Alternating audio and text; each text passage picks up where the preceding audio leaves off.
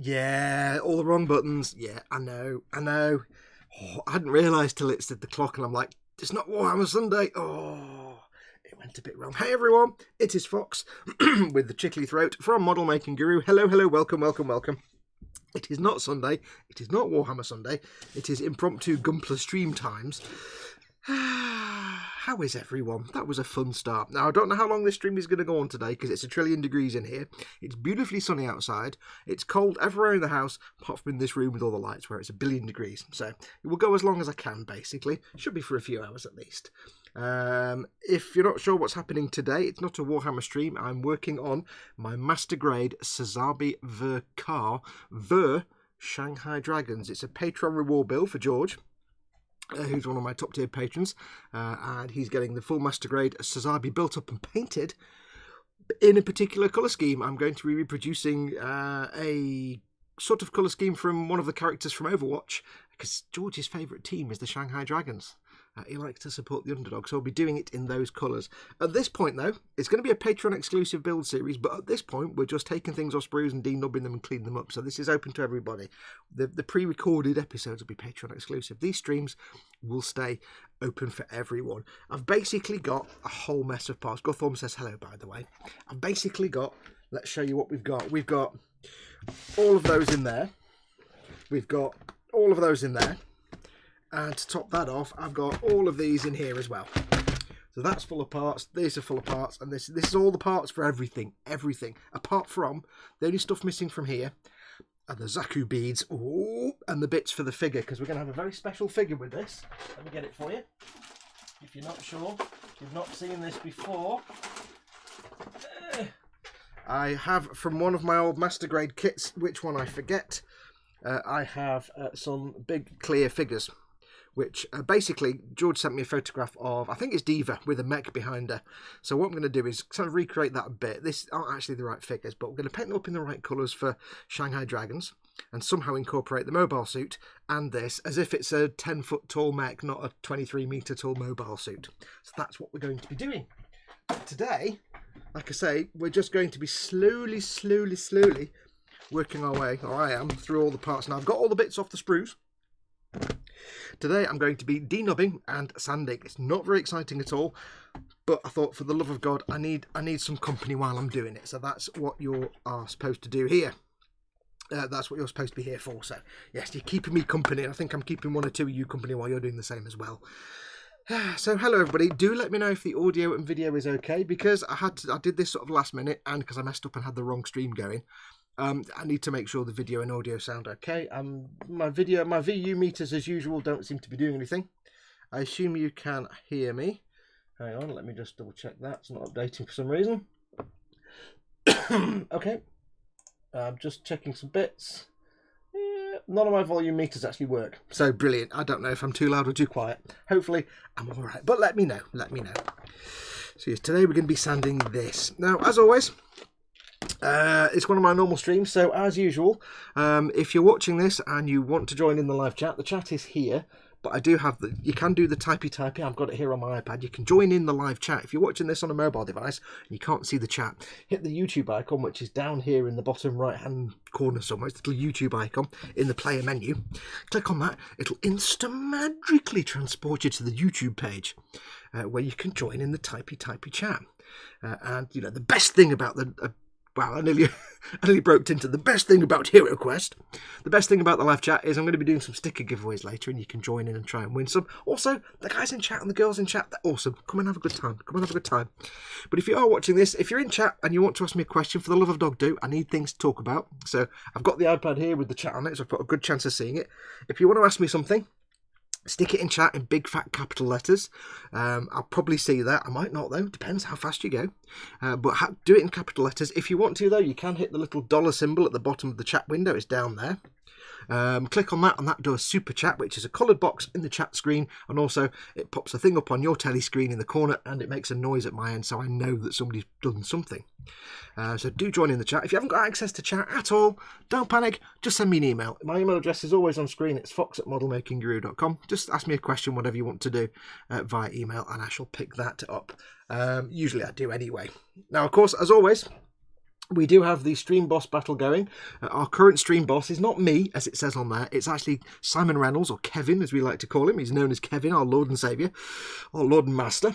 He is our current stream boss, and whoever, basically, if you've not seen this before, stream boss battle is where you guys get to play a fun game, and whoever gets him down to 0 health, he's got about what's he got so far? 942,000 health. Whoever gets him down to 0 health on a live stream becomes the new stream boss and wins 300 to 500 quid's worth of Warhammer stuff, Warhammer or Forge World. The way it basically works is he starts off with 100,000 health. Every time you do a super chat in the chat window, or if you do a tip through the tip jar, which is down here, streamlabs.com/modelmakingguru, every time you do a tip or a super chat, it takes some of his health off. And the more money you put through as a tip or a super chat, that takes more health off. Now, all that money that's raised through the tips and the super chats goes into a big pot, and when you become the stream boss, if you get him down to 0, you win that budget. Basically, I will say, here is your budget. Go and choose many things from the Games Workshop or the Forge World website. I then order them for you, and they magically appear at your door free of charge. So you can win. Simon, when he became the stream boss, won 500 quid's worth of gear, and Aviad, who was a stream boss before, won about 300 quid's worth of gear. So it does vary, but, you know, get playing, get your tips and super chats going through. Now, it is really warm. Let's see who. So I'll try and last as long as I can. I have my enormous cup of, I'm afraid it's tea. This time of day, it's a big cup of tea. Oh. So a quick look and see who we got in chat before we get working. And I'm going to crack on because I need to get this entire build done as quickly as possible because I've got so many things to do. So I need to crack on. So this is a way of motivating myself because there's nothing more demotivating than sitting there thinking I've got 1,000 parts to denub. So hanging out with you guys is my motivational tool. And I'll be doing one of these tomorrow as well. Thursday, probably around about the same time, and I'll keep doing these. Like I said, it is going to be a Patreon exclusive video build series once we actually start the proper work and it's pre-recorded. But while I'm doing this, you guys are my motivation. You're my kick up the ass to get it done. So, I mean, obviously, I'm motivated anyway, but you guys are helping me through the mire of the tedium of denubbing and sanding. Oh. So look at chat. Walter Wilmoth was in first, Nim Sindri was in second, and then Simon Reynolds came in, and Simon's the stream boss, so he was first. So there you go, end of. Welcome to all three of you. Wayne Haywood is in. Hurrah, something to help me prepare for a meeting tomorrow. Hi all, says Wayne. Basically, just tell them that the over-under is about 17%. It's more higher than expectations, but not as good as you were hoping. And over the next 12 months, you expect an uptick in subscriber something nonsense, corporate nonsense, basically. Just put, you know, whatever. That joke died, I'll just stop. Into Zone 88 is in. G'day, hello.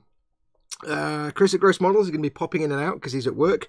And Colin at Festa 67 Workshop is in. Welcome, Colin. Those two are your mods today at the moment.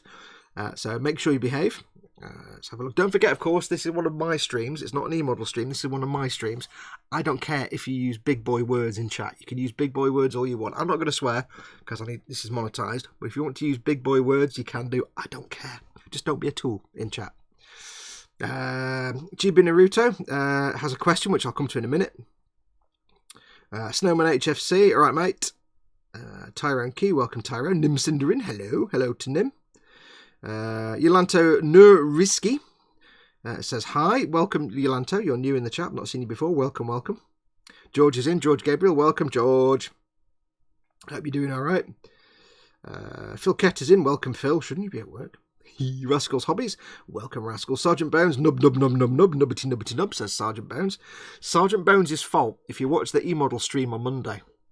Oh, it's Sergeant Bones' fault. He mentioned a cheeseburger pizza. So when we finished the live stream on Monday night, me, Ted and Chris, it was 11 o'clock at night. I had to go to McDonald's and get like a couple of bacon double cheeseburgers and some fries. It's your fault, Sergeant Bones. I had the fatness when I went to bed. It's totally your fault. Let's have a look. We have Rusted Beetle is in. Welcome, Rusted Beetle. Thy Creator. Welcome, Thy Creator. Ed Bush. Good morning. Good morning, Ed. Let's have a look. We have Bailey. I am denubbing a Stug 3 as you speak. Cool. Your audio and video is fine. Nice one. And I think that's up to date with everyone that's come in. Advanced chattery going on here. Me and the demons are watching on this Premiere TV, but chatting on mobile. Dedicated hashtag. Yes. I did get sent a picture by Simon, just not 20 minutes before, 10 minutes before this stream. I shall display it on the telly screen for you when I can get my keyboard to work. Watch this by the magic of me not actually doing anything. Look at this, it's changing. I'm not even touching the iPad. Watch, it's magic. Da, da, da, da, da. How is that happening? How is that happening? Yeah, Simon sent a lovely picture. I don't know if it'll come out on screen, but that is Simon's two, well, I say golden demons. One's golden, and I think one is either, is that bronze or silver, Si? I'm not sure. His two demons sitting there watching the telly screen, waiting for it to happen, although I don't think that's anything to do with me in the background. That's a telly show of some sort. Is that like a vampire or something, or are they watching Downton Abbey? I'm not quite sure. Looks very civilised. But there's two Simon's demons, two demons. Now again, if you weren't watching on Sunday's Warhammer live stream, watch this again, Magic Watch. There, I can do it without touching the iPad. Get rid of that. It's magic, isn't it? Nobody knows how that works. It's like gravity and magnets. Nobody knows how tides work. So, yeah, if you didn't watch on Sunday's Warhammer TV show, Simon won a Golden Demon at the Warhammer Fest. So, again, congratulations. Mama Fox, by the way, asked me to say, well done, congratulations to you, Si. So, there you go. So, yes, he's one of our lovely friends. He's a Golden Demon winner, yes. Right, swig of tea. So, how is everyone on this beautiful, beautiful Wednesday afternoon? It's very warm and sunny outside. It's almost pretty much like summer out there. It's incredible. It's absolutely amazing. So, yes, it's don't know how long it'll last in here with all the lights on. It gets a bit warm, but we shall see. No, 1 gold, 2 silver. So we've got 3 of them. I didn't realize 3. Ooh. Oh no, 1 gold, 1 silver. Oh, okay. I think I had 3 then. Let's have a look.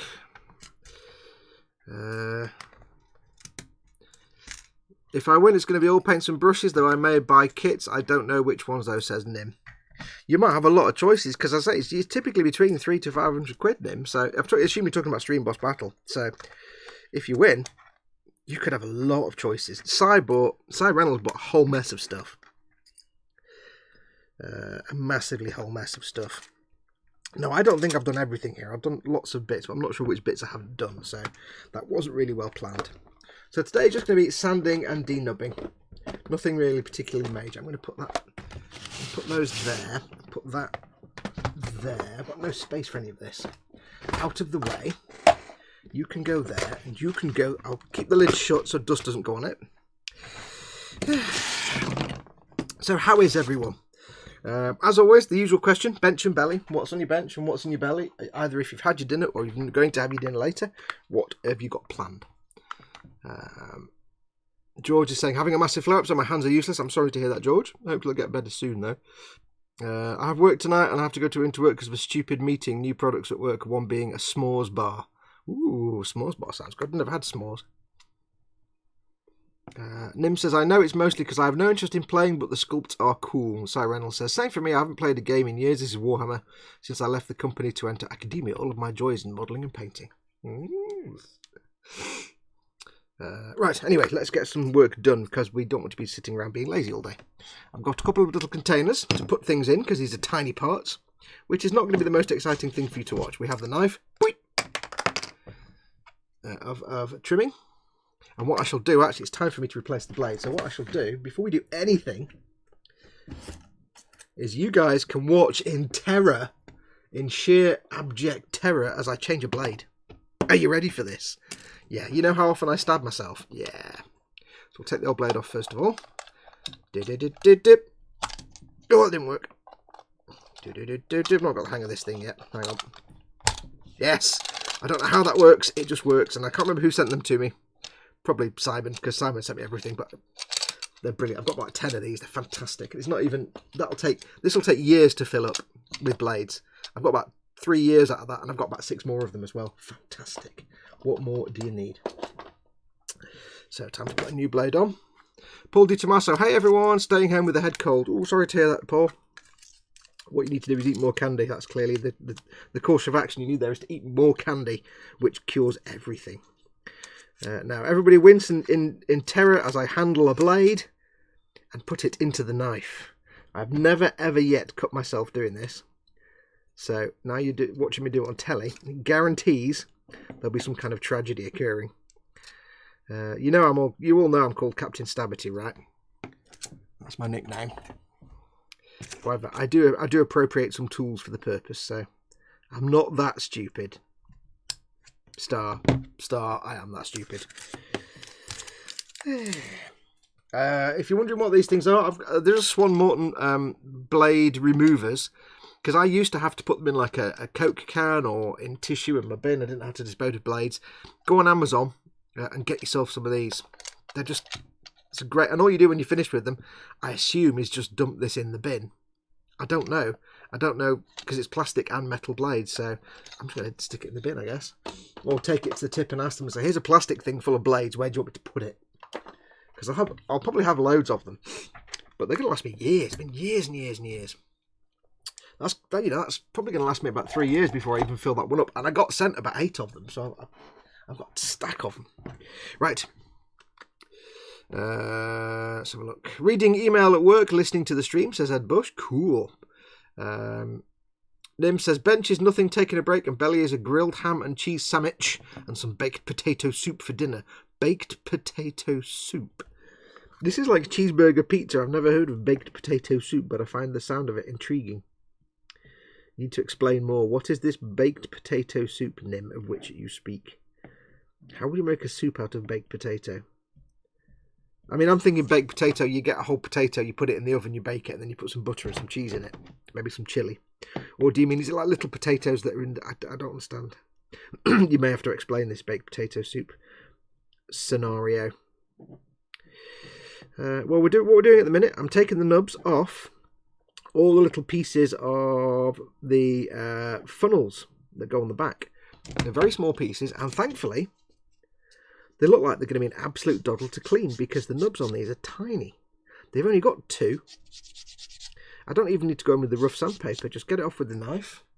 And then, this isn't even my rough. I've got like this one, which is a bit... I've got this really rough one. Again, Paula Ultimate, please, please, please start putting grits on these, because I can shout about your products and plug them.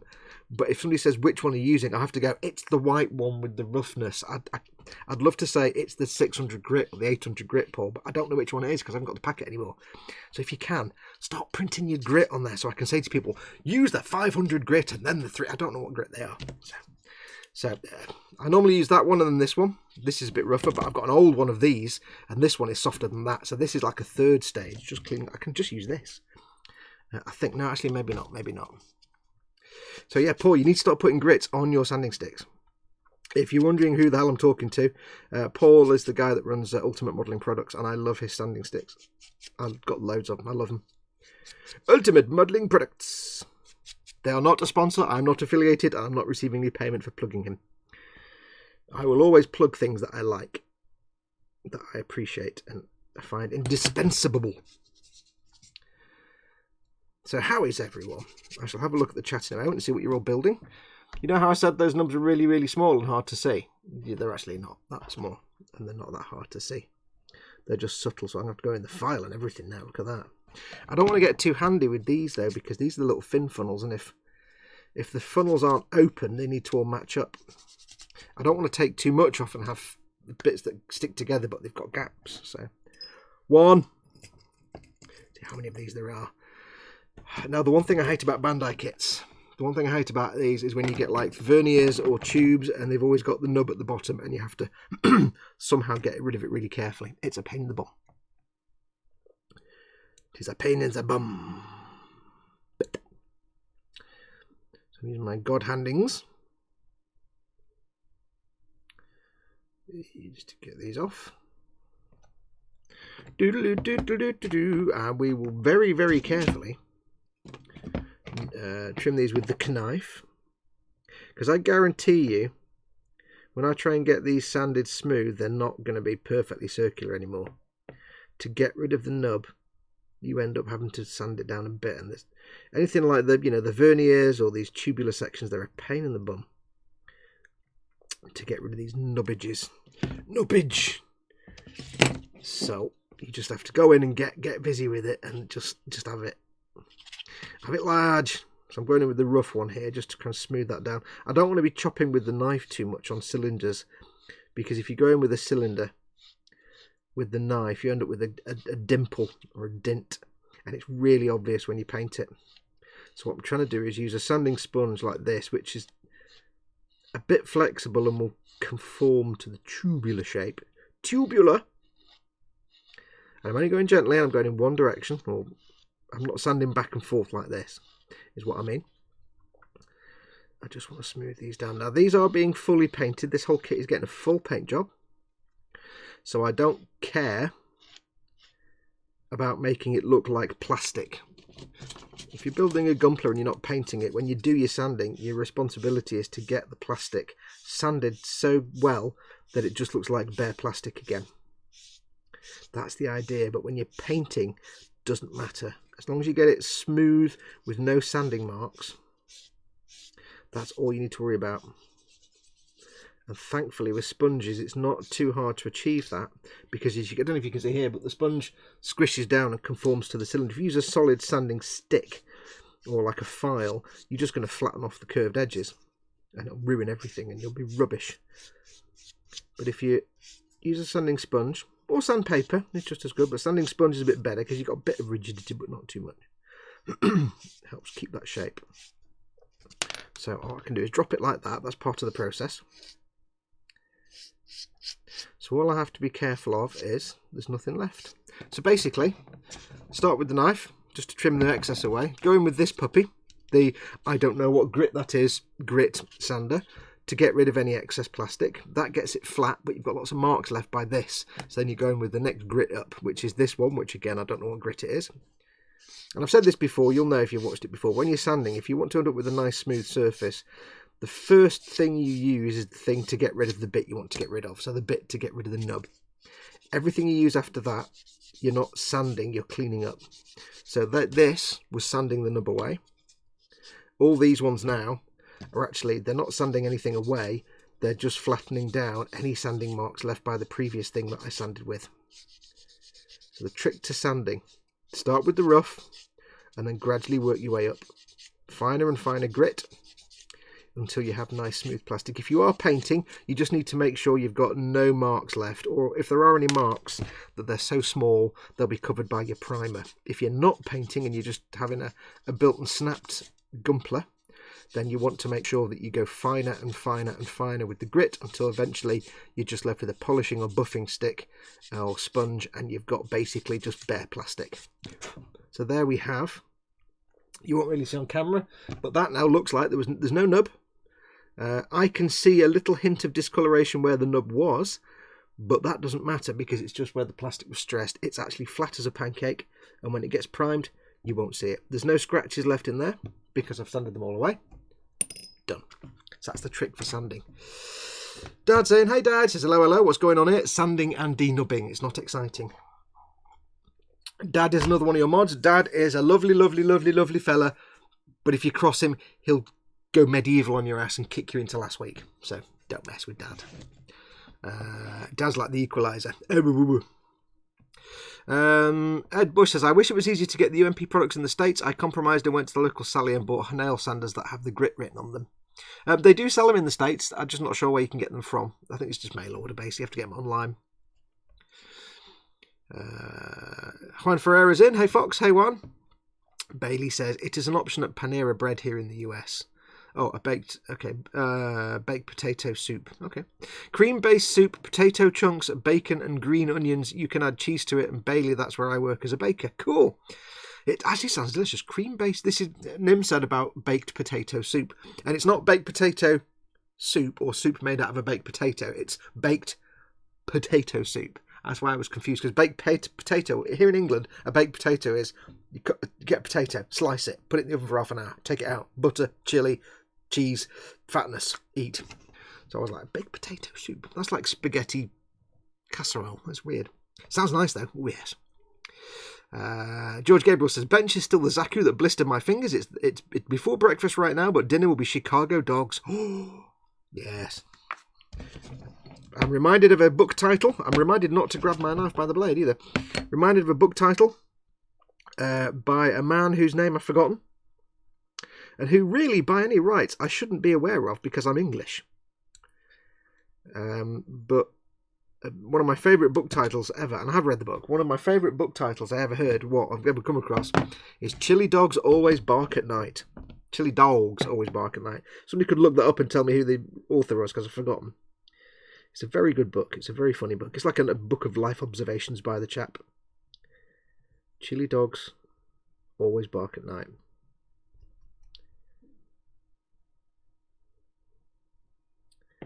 For some reason I've got the name Griswold in my head, but it's not. It's like Grissom or something like that.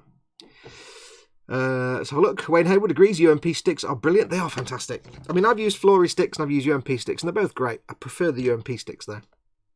Although I have to say, when it comes to polishing, my preference is I use UMP for everything, but for polishing I use my Flory Models buffer and polisher. I don't know why. It's just I like this one. It just seems to be. I quite like this one. I'm used to it. So I kind of mix and match. Doodle doo, doodle doo, doodle doo. Sanding sponges and acrylic plates for self-stick sandpaper. Yep. Mad works, says Bailey. He uses. Paul Di Tommaso says, I find it cheaper to get UMP products from eModels compared to buying from distributor here in Canada. There you go. If you're in the US then, I know it's not Canada, obviously, but if you're in the US, maybe going from eModels might be, have a look on the eModels website.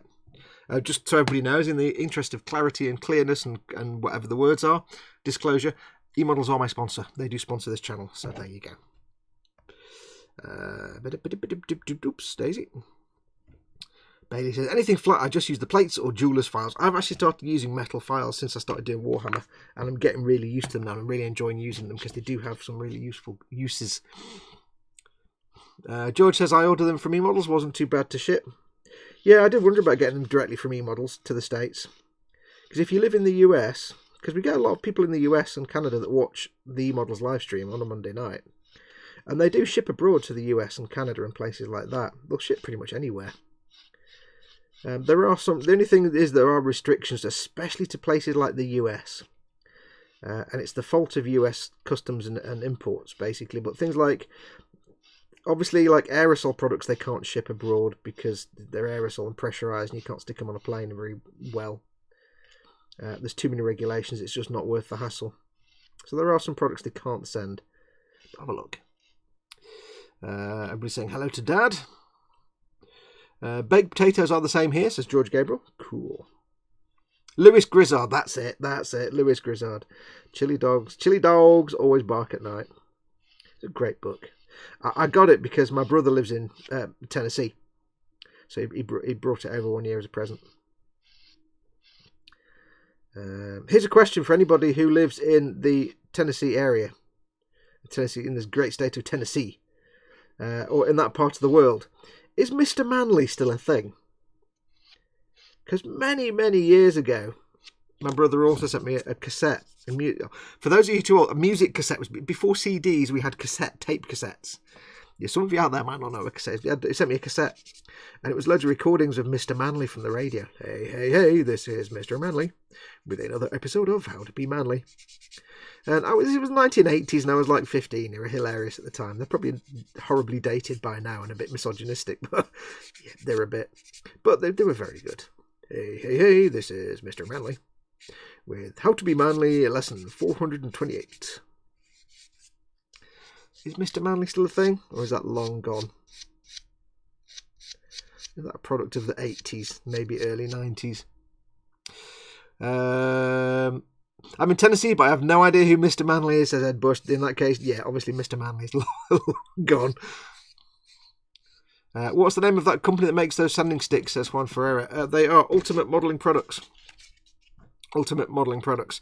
The UK website is umpretail.com, I think. It could be umpretail.co.uk. If one of the mods could post it in chat, that'd be fantastic. Now, that is the UK website. They have various distributors in other parts of the world, but I don't know where. I know the US and Canada, maybe. Megas Schneider, welcome Megas, says I'm going to look for that in Brazil. They might sell them in Brazil. The big buffy polishy one is from Flory Models, which is florymodels.co.uk. If that comes out on screen, shall I zoom in a bit so you can actually see it? Because you probably didn't see that, did you? Hang on. Zooming now. That one is Ultimate Modelling Products, umpretail.co.uk, I think, or .com. That one is Flory Models, florymodels.co.uk. I use that just for polishing and buffing. I wouldn't really use that big blue one.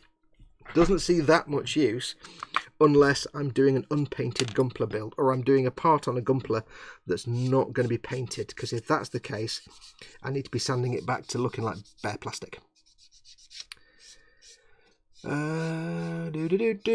George says, I bought a bunch of stuff from eModels, Hobby Zone modules, paints, drill bits, all the UMP clay weathering washes, sanding sticks, those UMP sanding plastic things you can cut. I don't know what they are. Okay, so they can send some paints then. I think they can send paints and stuff. They just can't send like pressurized containers and some solvents. They probably can't send glue and things like that to the US. If you want to know the funny book, City of Dreaming Books by Walter Moers is a good read, plus they have pictures. Cool. I'll have to check that out. Angus Allett says, Badger Stanar Res AKA UMP Primer is made in the USA. Yes, the one thing you might know UMP from, it's too much an advert channel, isn't it? We are not sponsored or affiliated with UMP, but I'm not sponsored by UMP at all, but I am happy to shout about things that I like. If I find a product and I think it's great and I think you should use it, I will shout about it. UMP Primers, Ultimate Primer,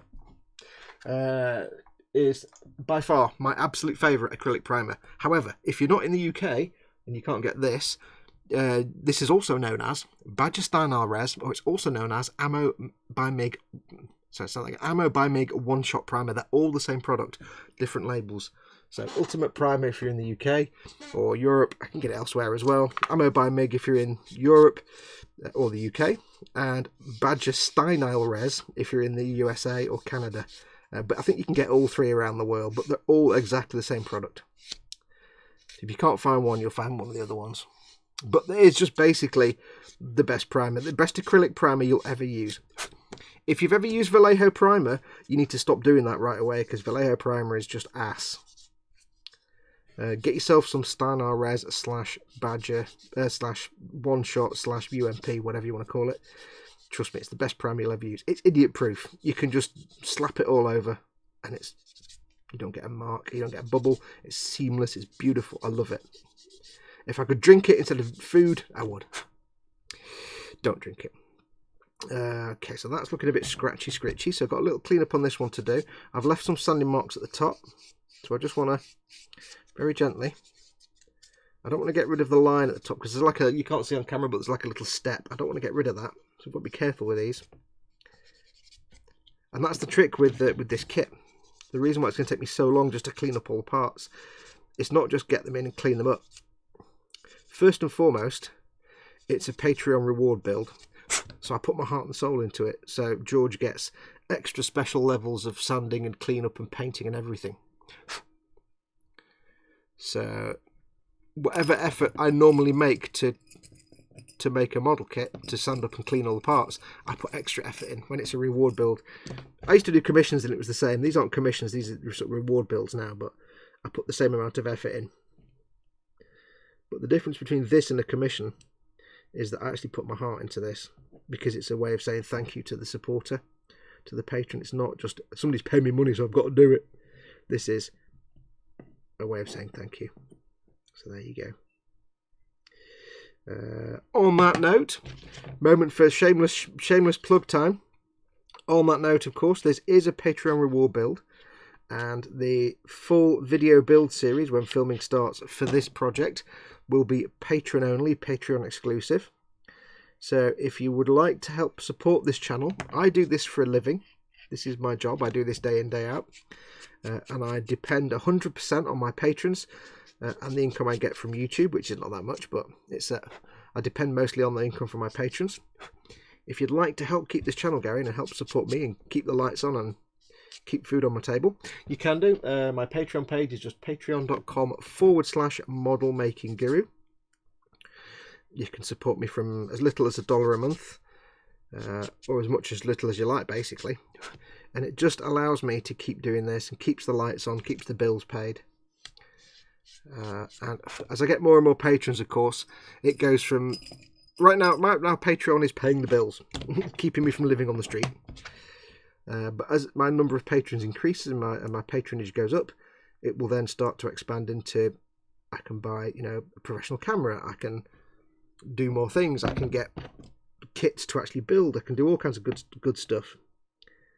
So if you'd like to help out, go and have a look. You're more than welcome. What's chat doing? Excuse me. Danny V. Good day, all here. Welcome, Danny V. They can send glue. I got the magic glue Dad bought, says George. Oh, okay, cool. From eModels. Dad's put a link up for UMP Retail, so Ultimate Modelling Products, and he's put a link up for florymodels.org. Oh, it's a .org. I don't think Flory should be using a .org URL because there's 2 reasons he shouldn't be doing that. 1, he's not a charity. He's a profit-making company. But 2, not that Flory will be watching this, but dude, if you're watching this, you probably don't need it, but .org don't appear in search engine results anywhere. If you want to get seen, you want a .com. At the worst, a .co.uk. If you want to appear in Google search results, don't go for .org, because they're just the lowest of the low when it comes to rankings.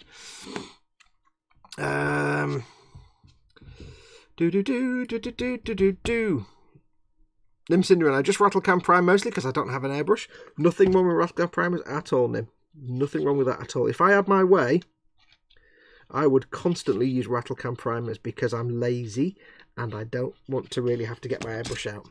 Because since I started my Warhammer adventure doing brush painting, and I've been learning how to brush paint, I really hate using my airbrush nowadays. It's like, oh, do I have to get it out? Oh, Mum. I actually hate using my airbrush now. So if I can get away with rattle canning, I will do. And there's plenty of really good rattle can primers out there. But it's dependent on the weather, and over here, 9 times out of 10, it's miserable and cold and wet, and I can't use it. So I have to get my airbrush out. And when I do, I use the UMP. I have got some Steinar, ammo by MiG there as well, actually. If you're wondering what the ammo by MiG looks like, it's the ammo by MiG one-shot primer. It's all the same stuff. It's exactly the same product. I haven't got any of the Badger Steinar res, because up until recently it's actually hard to get that stuff over here. Also, I really hate the name Steinar res. It's horrible to write. It's horrible to say. It's a horrible word. Don't like it. Don't like it. Flory no longer has the big blue and white polisher stick. They only have the green and white ones now, says Paul. Oh, okay, I've not actually looked on their site for a lifetime. I can't remember where. I don't even know where I got that blue one. That blue one I actually bought from the Flory stall at Telford when I went about 3 years ago. So it shows you how long these things can last. It's the IPMS show in Telford. Tamiya Grey or Chaos Black Citadel? Oh, okay, yeah, primers, yes. Tamiya Rattlecan primers are really, really nice. Because they're lacquers for a start. I mean, so are the Citadel ones. But they're really durable. The Tamiya primers are super, super durable. They're tough as old nails. And they're very fine. So I tend to use the Tamiya rattle cans if I can, or if I haven't got them, if I want to do black, for example, because Tamiya oddly don't do a black primer, which is a real frustration. So then I'll use Chaos Black. Citadel Games Workshop Citadel Chaos Black. Nim says, Fox, you have enough of a backlog of kits as it is, lol. Then again, so do the rest of us. Yes, it's a natural state of the builder, though, isn't it, Nim, to have a big backlog of stuff you probably never get around to making. One day, I've said before, but my dream one day is to be earning enough from doing this, either through patrons or through the YouTubes or however I do it, that I can afford to get my garage. We've got a garage on our driveway. It's an old thing. It's just full of junk. It needs demolishing. It's just dilapidating. It's old and it's damp and it's not used for anything. It's just sitting there twiddling its thumbs and falling apart. It's really just designed as it's just there to hold up this honeysuckle that grows up the side of it, basically. One day my hope is that I'll earn enough doing this. I'll have enough of an income from doing this that I can afford to have it demolished, knocked down and rebuilt. But not rebuilt as a garage, rebuilt on the same footprint, but rebuilt as a purpose-built sort of model-making, filming studio. So it'll have a nice big workbench, nice massive workbench, so I can fit, more than one build at once, or I can fit, more importantly, things like the D'Agostini Millennium Falcon in it. That'd be nice. But also it'd have lots of lighting and stuff. It'd have loads of LED lights in the roof and ceiling, so it'd be brilliant for filming. Have lots of camera mounts and stuff set up. I would also have a spray booth in there with proper extraction. I'd have I'd set up a little area where I can do like, you know, presenting to camera type stuff for my, you know, my e-model streams and other bits and bobs. So like, a bit like, you know, some of the guys that have like a garden shed they've done up into their work area, but into their man cave, but a bit like that, but a bit more advanced. And I'd obviously have to get it like centrally heated and linked to the central heating and the electric in the house and internet and stuff. That's my absolute dream. I doubt it'll ever happen, but it's worth, one can dream. You've got to have these goals in mind, these dreams. More importantly, in the meantime, it's just paying bills and having food to eat and things like that. So being able to run a car. No. Let's have a look. Dad says he rattle can primes now, saves lots of cleaning on the airbrush. Grey Wolf, is there a difference in acrylic primer and other rattle can primers like Rust-Oleum, says Grey Wolf 011. Yeah, I don't know about Rust-Oleum because that's a US product we don't get over here, but I'm going to guess Rust-Oleum is a lacquer based primer in the same way that Tamiya primers are lacquers and Citadel lacquers are primers are lacquers. A lot of primers are actually lacquer based paints. When you spray them, you'll get that solventy smell. They're solvent based lacquers. It doesn't make any difference to the model you're spraying. And although we often say with Bandai things like Gunpla, don't go doing like washes of lacquer paints because they'll eat into the plastic and things like that. For things like spray painting and priming, it doesn't matter. It's fine because you're not putting thinners everywhere, you're just spraying the paint on. Especially for things like Gunpla or anything with moving parts. Just hold that up to the light and have a look. Yep. Then they are actually, things like Tamiya and the lacquer-based primers are really good because they're more durable than acrylics. Acrylic primers are fine, but they're not the most durable. But they are fine. I mean, I love the UMP stuff. When it says acrylic primer, it just means it's not solvent based. It's not like lacquers or anything like that. They can usually be a mixture of all different things. There's different types, but you know, they're just not solvent based.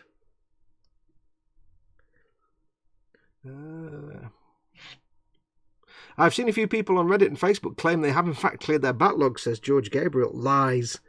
There's no such thing. Because if you're making a model and you're not at the same time eyeing up another model you don't yet own and getting more interested in that than you are in the model you're building, then you're not doing it right and you're just lying. Because it's impossible to work on a kit and not be having traitorous thoughts about the next kit in your build order. Or, you know, to be distracted. It's impossible to work on a kit and not get distracted by the next thing you want to build and become so enamoured of the thing you haven't yet got in your stash or your next thing you're going to build that you keep forgetting to actually, you know, focus on the one you're actually building. That's why so many modelers have like tons of half-built projects, because they get halfway through and they suddenly see something and go, ooh, shiny, and they go off and do that. I have to resist that urge as much as I can. There's a few part completed things in my stash, as everybody knows. But I try and not do that. Try and keep that to the absolute minimum. If you're just doing it for yourself, it's fine. When I'm doing it and I'm making video builds, then I kind of need to finish them. Does it affect acrylic paint if you're using like a rattle can? Says Grey Wolf. You should never be spraying primer on top of paint. There's no reason you should ever be doing that. It doesn't make any difference. If you apply a rattle can primer, if it's a lacquer, it's fine. Acrylic, basically anything can go on top of a lacquer. Lacquers are super tough and durable, and a lacquer primer like Tamiya or Citadel or anything like that. I think the Army Painter ones might be lacquers as well. I'm not sure though. They're just going to be nice and durable. They'll happily take any kind of paint and they won't do anything about it. Acrylic primers, although it may sound weird, acrylic primers, once they're fully cured, they can as well kind of take pretty much any paint on top, as long as it's a paint and it's either brushed or sprayed and not like a wash. An acrylic primer will quite happily let lacquer paints sit on top of it, as long as the lacquer paint is perhaps airbrushed on, so it's a thin coat. And it's because when you airbrush a lacquer paint on, lacquer paints dry really fast. And this is how you can do things like I've put the Mr. Metal colours on top of UMP primer Steinau Res. / ammo one shot. It's an acrylic primer. Now, if I was to brush paint loads of lacquers all over it, potentially those hot solvent lacquers could eat into the acrylic primer. But because I'm airbrushing the Mr. Metal colour, lacquers dry very fast. When you airbrush it, by the time it hits the model, it's either mostly dry or fully dry, and it's just a particle of paint. So it's not going to have much chance to eat into the primer. So although you can put anything you want on top of a lacquer primer, because the lacquer primer is like a honey badger, it don't care. Lacquer paints don't care. They really don't care. You can put anything on top. As long as they're fully cured, you can put anything on top. But acrylic primers, you can put anything on top as long as you're airbrushing it or brush painting it. So yeah, you can mix and match. The golden rule with lacquers, you might hear that lacquers are hot and solvents and will eat into other paints. The golden rule with lacquers is you can put anything on top of a lacquer, but you must never put anything on top of a lacquer other than lacquers. Or, wait, let me start that again. You can put anything on top of a lacquer, because lacquer paint don't care. But you should not put lacquers on top of anything else other than lacquers or fully cured acrylic primers if you are airbrushing. Or you know, brush painting maybe. You might get away with it. So, you know, I unfortunately I can't post it here, but there is a little chart that you can, there's like a little sort of tick box thing of what paints can go on other paints. So, you know, acrylics, once they're fully dried, can take most paints. If you're brushing or airbrushing, you can paint over acrylics, no problem. Acrylic paints even. Which is why you can put an acrylic varnish down, like an acrylic gloss or matte, and then go in with washes of oil paints and enamel paints. Because acrylic paints don't share the same thin as oils and enamels. So once your acrylics are fully dried, you can go in and do, you know, dot filters and pan line washes and all kinds of goodness, and the thinners won't damage the acrylic paint. If you do lacquer paints, then again, once they're fully cured, which is quite quick with lacquers, once they're fully cured, you can do any paints on top, acrylics, enamels, oils, because again, all the solvents that come with your enamels and your acrylics and your oils don't react with the lacquer paint at all. So once the lacquer paint is dry, you're fine. You don't really want to put anything on top of enamels and oils. If you've painted it, not that you should ever paint a model, completely paint it with oil paints, because it's just, you don't want to do that. Oil paints take months to dry fully if they're painted on thickly like that. Some people have painted models in enamels, and it's like, you can do, but the enamels take a long time to dry, and you never know if they're fully cured. And if you paint over an enamel with, say, an acrylic or a lacquer or an oil paint, and it's not fully cured, it will mess up. So to keep things simple, if you're painting with lacquers, anything can go on top. Nobody cares. If you're painting with acrylics, pretty much anything can go on top, enamels or oils, as long as the acrylics are fully cured. I wouldn't ever paint lacquers on top of acrylics, unless you're airbrushing it and the acrylics are fully cured, but it's just not worth the risk, because lacquers are hot solvents. They're chemically hot. They will react with stuff underneath, and it may be that you paint a load of colours over paint a load of lacquer colours over acrylic colours, and they're fine for a year, and then a year later suddenly all the colours from underneath start bleeding through because they've just been dissolved. So I've kind of gone off the track there a bit and got really confusing. I will try and remember later on to post up the little graphic that shows you what paints can go on what. To play it safe, don't paint lacquers on top of anything unless it's an acrylic primer and you're airbrushing it. Maybe you can get away with that.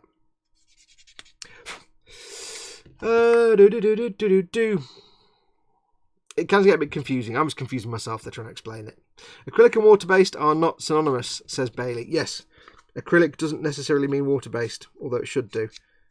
Most acrylic paints are water-based, except Tamiya, which is a solvent. It's alcohol-based, and it's more like a lacquer paint than an acrylic paint. But they label them as acrylics, which is confusing. You can't use Tamiya paints on a wet palette, for example. It's pointless. It's not a water-based paint. There are solvent-based acrylics, Mr. Colour, SMS Paints from Australia, to name a few, says Bailey. Yeah, and Tamiya. Everybody forgets Tamiya. They just kind of call them acrylics because they're not based on the same solvents as lacquers. They're kind of a half and half. That's that one done. see how much effort I'm going to, George. This is more sanding than I normally do. Well, it's nap time for me, says Nim. I need to get some sleep before work. Just really wanted to be here for a bit at least. Thank you for coming in, Nim. Thank you for coming in, Nim. I really appreciate it. It's always nice to see you. I forgot you work at a bakery, and now I'm just having thoughts about cakes. Breads or bakeries. The thing is, right, when you walk in a bakery, it smells fantastic. But I bet if you work in a bakery, it's just like, after about a month, you're like, I hate this smell. And I will always now forever hate the smell. George Gabriel says, I appreciate all the effort. You're welcome, mate. I'm not actually trying. I'm just kind of being... I'm going for the comedy, but at least you can see the effort. I always make an extra special effort when it's either a commission build or this kind of thing. But like I say, unlike a commission build, I actually put my heart and soul into these. Commission build is like, you've paid me, fine, I'll make it. But that doesn't mean I get to care about it. I'm just making it because you're paying me. It's all for the money. And I kind of stopped doing commission builds because I kind of hated it. You ended up building a lot of stuff you didn't want to build, that you had no desire to build. And you feel under pressure because if something goes wrong, you're screwed. Because somebody's paying you. But with these... Like I said, this is a thank you. This is my way of saying you've supported me for a year at top tier. I can't thank you enough, but what I can do is put all my talents into one place and build something for you. Just so people are aware, by the way, the top tier rewards at the moment, they did change earlier this year, I think late last year. It used to be Gunpla builds were rewards. The rewards have changed. So the current rewards for top tier patrons are a Warhammer build of your choice. Go and read the blurb if you're interested. But it's currently a Warhammer build, not Forge World. It's a plastic build, but a Warhammer build of your choice. The value of which, obviously, once it's built and painted, can vary. Think of it as it's the way to think of it is these are just free gifts. You support me for 12 months as a free gift. I send you a professionally painted model, which could be worth vast amounts, or it might be, might not be anything. It might be something small.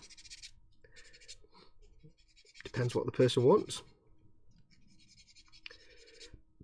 Oops, excuse me. I've got the burps today. I'll try and not do big cracking burps on telly. I'll try my best.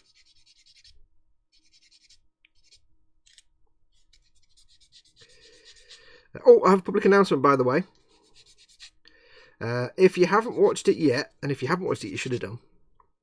But if you haven't yet watched it, go onto YouTube and do a YouTube search for Why Hero Quest is so great. Don't watch it now, obviously, because you're watching me and I'm awesome, but I think everybody should at least once watch the video from, I think it's Bardic Broadcast is the channel. Why Hero Quest is so great. Because it's just the best video you will ever see. Ever. Ever. Trust me. It's funny. And also it means that I can then make jokes based on that video and you guys will get it. So I can go, oh no, Mormons!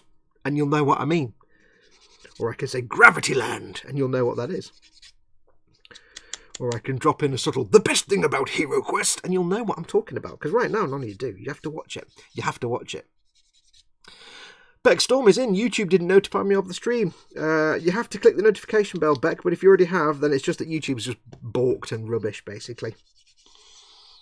It takes me 10 weeks on average for me to make a model, says George Gabriel. Yes. It may take me longer than that. I don't know yet. I mean, I'll tell the one advantage I have is for commission builds and for things like this as well, is that because I don't do nice, shiny, clean builds, and for those that, if you don't know, at George's request, this will be a weather build. Guns Down in Hail says, do you have any tips for a beginner, my good sir? Thank you very much for that, Guns Down in Hail. Very kind of you. Thank you very much. I have many tips. Many tips indeed. My entire channel is focused around teaching you how to do what I do. So, yes, I have many tips, but you need to nail it down to something more specific. There's a lot of things to teach about model making. What is it you're looking at? What is it you're trying to do? Basically, this channel is a teaching channel. I tend to focus on Gunpla and Warhammer, but I'll build other things. But my entire reason for existing on this interwebs, on this YouTube channel, is to teach people. If you watch the Who is Model Making Guru video on my channel homepage, it says, I want to teach people how to do what I do and show people that doing what I do, I mean, I'm not the best in the world, but I want to show people who are just starting out that you can do it. It's not as hard as you think it is. Is that, yes, I finished the tubes. Yes, tubes complete. Yes. Haha, no more tubes. They were tedious then. Yes, that's my entire modus operandi, my animus, is to show people that what I do is not that hard. I don't say I'm the best in the world. I don't really call myself professional. And there are people out there that are a lot more advanced than, and a lot more qualified and advanced and more talented than me, Kevin. Just saying. But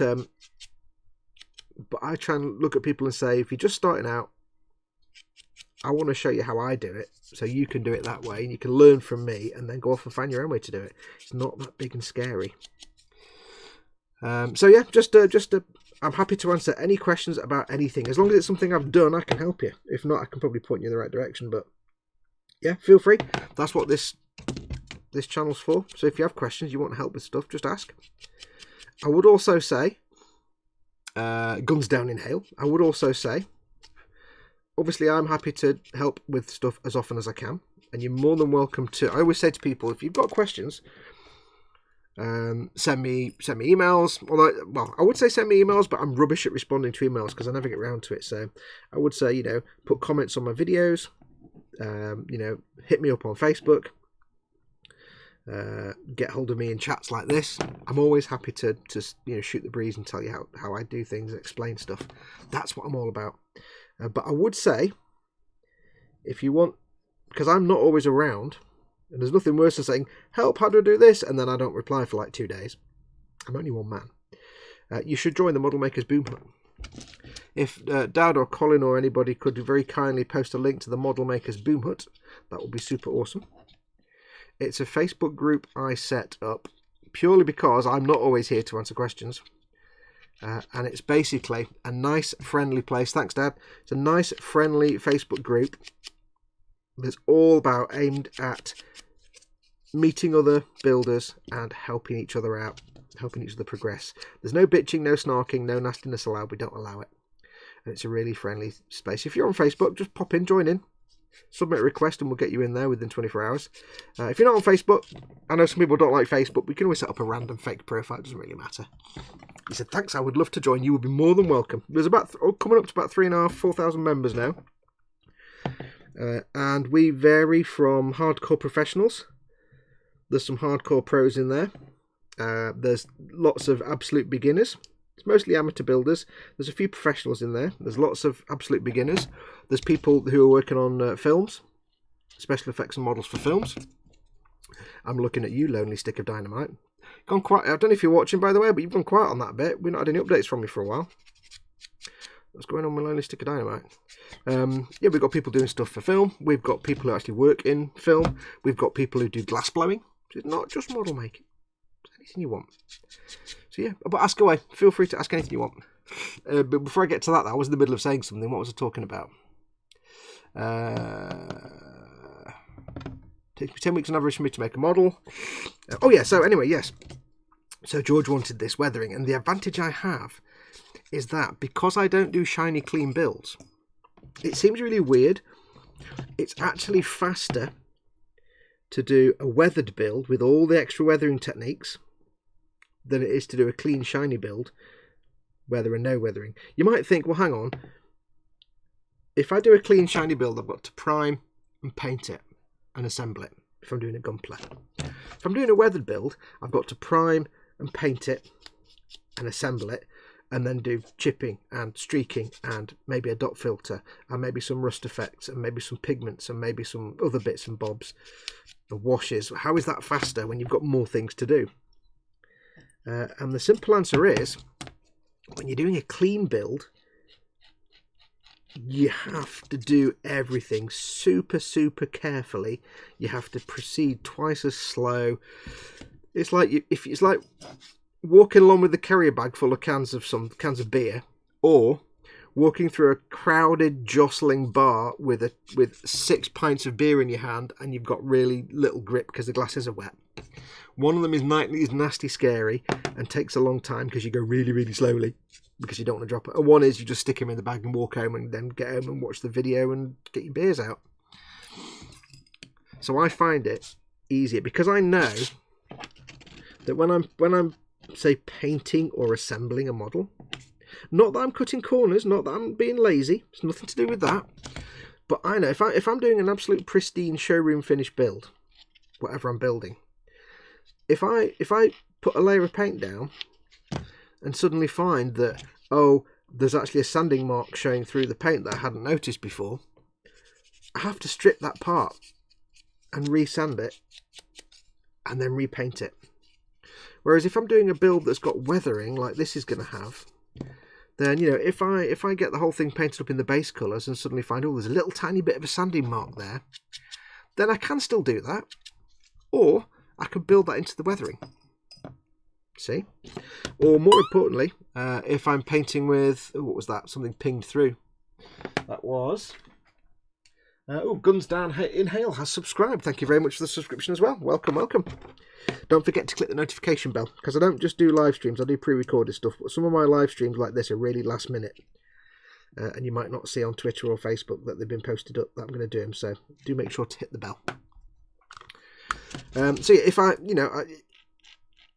if I'm doing a pristine build, it can take so much longer because you've got to go carefully. And if you're using acrylic paints are delicate wallflowers. They're soft as butter. If you watch me do my Imperial Guard Chimera, when I was painting that, I was handling it and dropping it on the table, you could see the paint rubbing off on the tracks because it's water-based acrylic paints. They're not durable, and just handling the model while you're working on it can rub the paint off.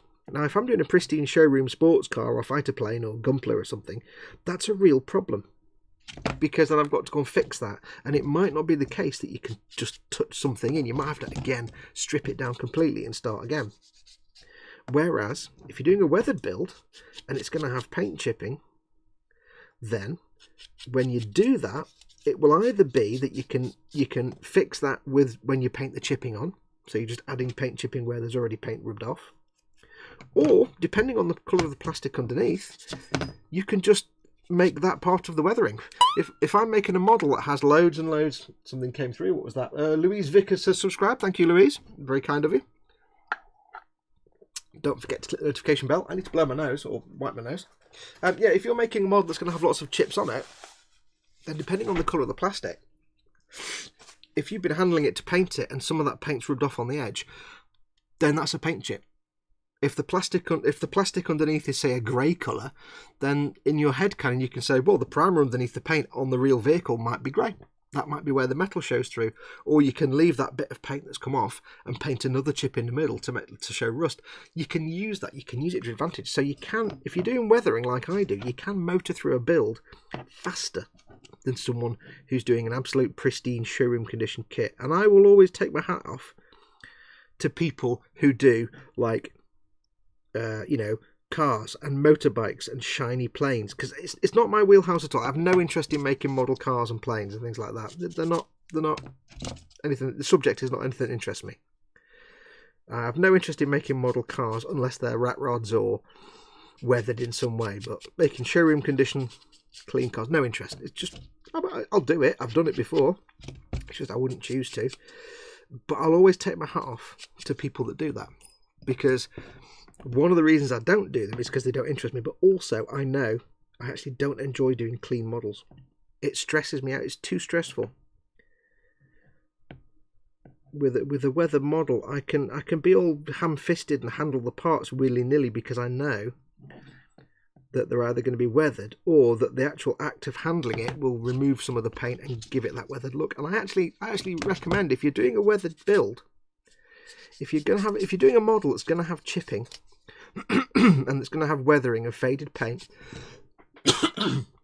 and things like that. I actually recommend that when you work on it, you handle it roughly. Don't wear gloves, handle it roughly, drop it on the desk a few times, move it around, drag edges, because it's just adding an extra layer of weathering. You're adding actual paint chipping, real life paint chipping. And at worst, you can touch it in and blend it into all the other weathering damage. At best, it's just another layer of chipping that you've had no effort to make. Let's have a look. I'm trying to switch from enamels to acrylics, says Grey Wolf. You should do. Enamels are great for weathering. There's nothing wrong with painting with enamels, but they're a nightmare to use because you don't know when they're fully cured. They can be dry to the touch, but sometimes it can take them weeks. Most modelers would use acrylics or lacquers, and the only time they'd really use enamels is for either weathering, for either specific weathering products, or just thinning them down, because it takes 24 hours or more to dry. You can do some great gunk wash effects and streaking effects and things with them. And if you look at my stash of weathering products, I can't really get them out because they're all hidden away, but let's see if I can find one. For example, I have lots of panel line washes and streaking grimes from Ammo by Mig. Like, these are both, that's wet ground mud, and that's panel line wash blue black. These are both enamel products, because you can thin them down, you can slap them on and wipe them away. So most people use them for weathering products, or for the process called reverse washing, and I need to get to that in a minute because there was a question asked right at the start. So yeah, you want to go to acrylics. Are just easier to paint, they dry quickly, and they're water based. You can use lacquers as well, but acrylics as well. If you're spraying lacquers in your house, the lacquers dry the fastest. But if you're spraying lacquers, you need a good extraction, a respirator, a window, and you have to make sure there's nobody else in the house for about a week, because they're toxic and they stink. Acrylics are the most, not environmentally friendly, but as in your local environment, as in your house with people in it, they're the most friendliest because they don't stink the whole house out, or they don't stink it out much. Admit it, Fox, you make happy little accidents on a daily basis. Yes, all the time. Bob Ross was right. There are no mistakes. There are just happy little accidents. With a weathered build, which is one of the reasons I love doing it so much, is if you do screw something up on the paint job, chances are you don't have to recover it by stripping paint. Chances are you can blend that mistake into a chip or a streak or something else. You can do something with it. In the past, I've had a kit where I've had a bit of the paint area that I just didn't like it. I can't remember what it was. I was building something. I know what it was, but I'm not going to say what it was. I was building something, and there was a bit where the gloss varnish had gone a bit funky, and once I did a gunk wash over the top, what I had was like a big waterline mark around a decal. It was horrible. There's decal and this water, because the enamel, the gloss varnish had been eaten away by the decal fluid, and it had this big dirty patch. So what I did was, it was already a battered and weathered build. I'd done some, battle damage. So all I did was I got my Dremel out, drilled over it with the Dremel to make some like bullet impacts and damage impacts, and then once that was done, I kind of painted in some metallics and some dark colours and some dry brush of some oil paints, and it looked like that part of the object had been damaged and corroded a little bit. So the bit where the stain was from the oil paint gunk wash, because of the messed up gloss coat, disappeared. Now if I was doing a pristine build, I would have had to strip that down and start from scratch. So yeah, I will always tip my hat to people that do shiny cars and things like that. Right. So Guns Down Inhale is going to join the Boom Hut.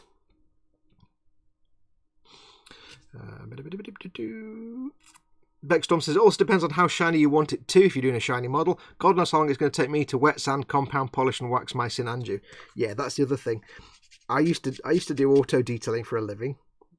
Used to, wet machine polished cars, real life cars and stuff. The last thing I want to do is do that in miniature, ever. I really don't want to ever have to do it again. Get me old Maguire's compounds out, me G220 polisher in my miniature version of a Maguire's G220. No, thank you. So, yeah. So people that do actual glossy cars and things, I'll always have the greatest of respect. It's not my subject. I have no interest in making cars, but I'll always have the greatest respect for people that can actually build and assemble those things. Ed Bush says, I bounce between car models and Star Wars ships. It's so much faster to do the Star Wars models. Yeah, because battered and beaten is, you can get away. It's not so much getting away with, but there's a lot more scope to just be less careful and accurate. You're not treading on eggshells with a weather build. You can just have fun. Excuse me. You can just have jolly good fun with it. Chris says, hello, made it back. Right, I'm off again now. Bye. Thanks, Chris. I need to clear my throat. Give me 1 second. It requires an enormous swig of tea for a start. Oh, it's better. Oh. Now I need to clear my throat. 1 sec. Turn the microphone off.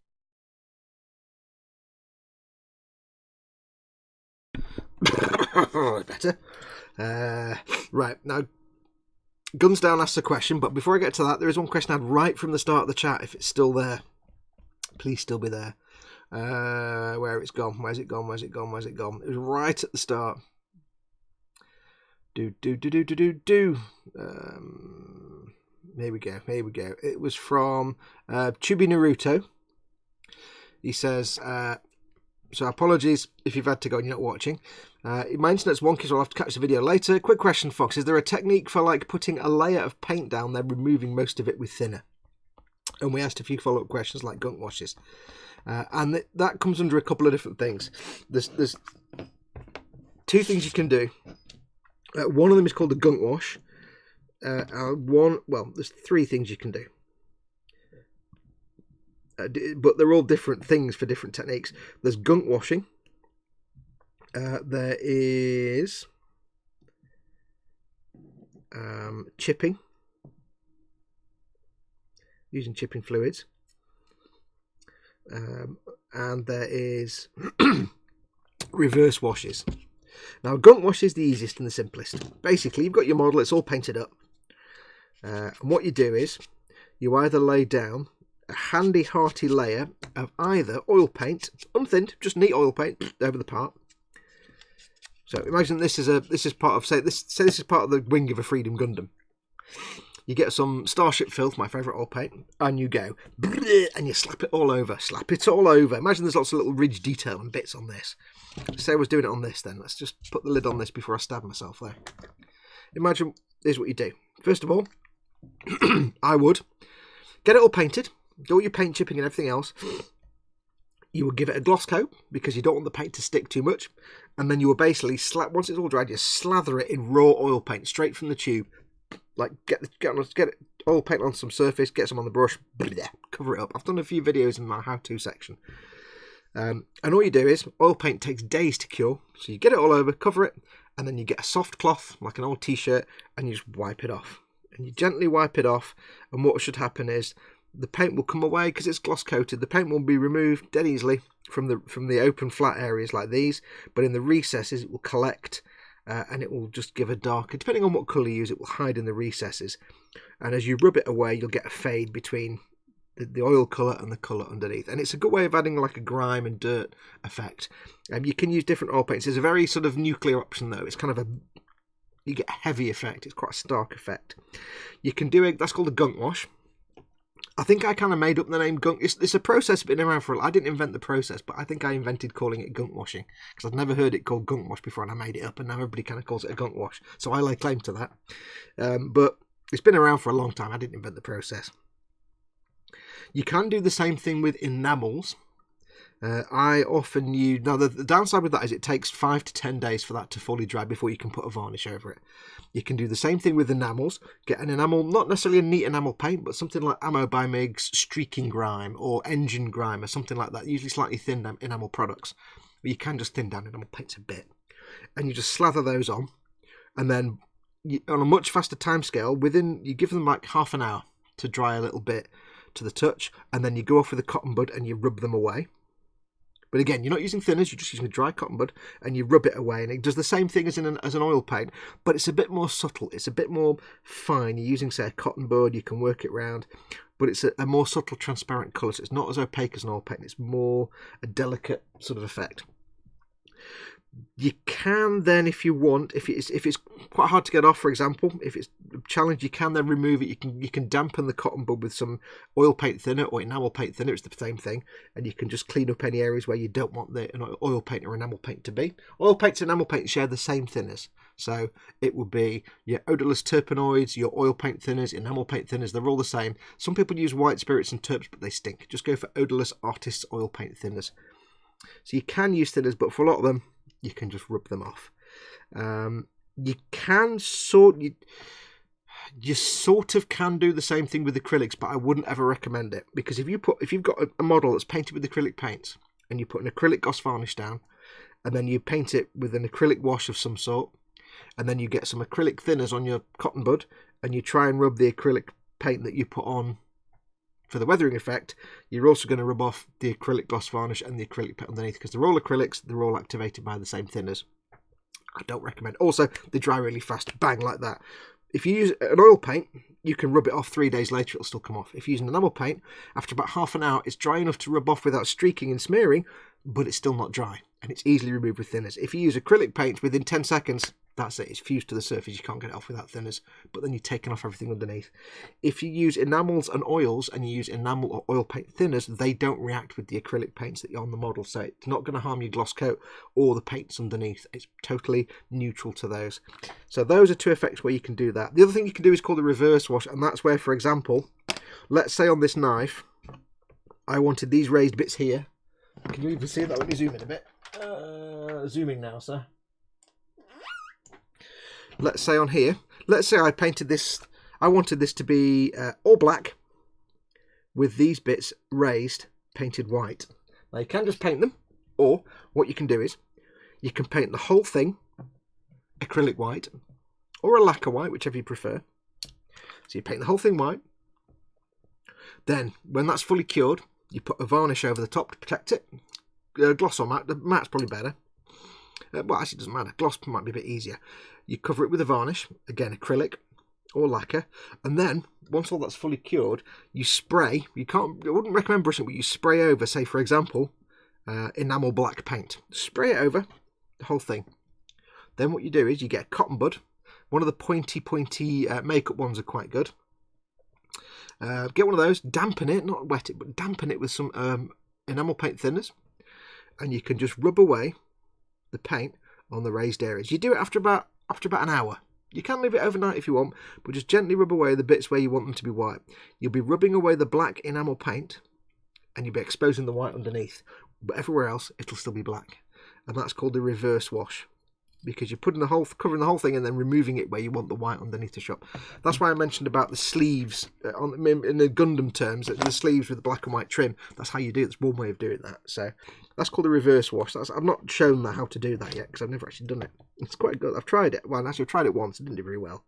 I need some practice. I do have videos, I think, in my how-to section about how to do a gunk wash with oils, and how to do. I think I did a how to do oil gunk wash with enamels.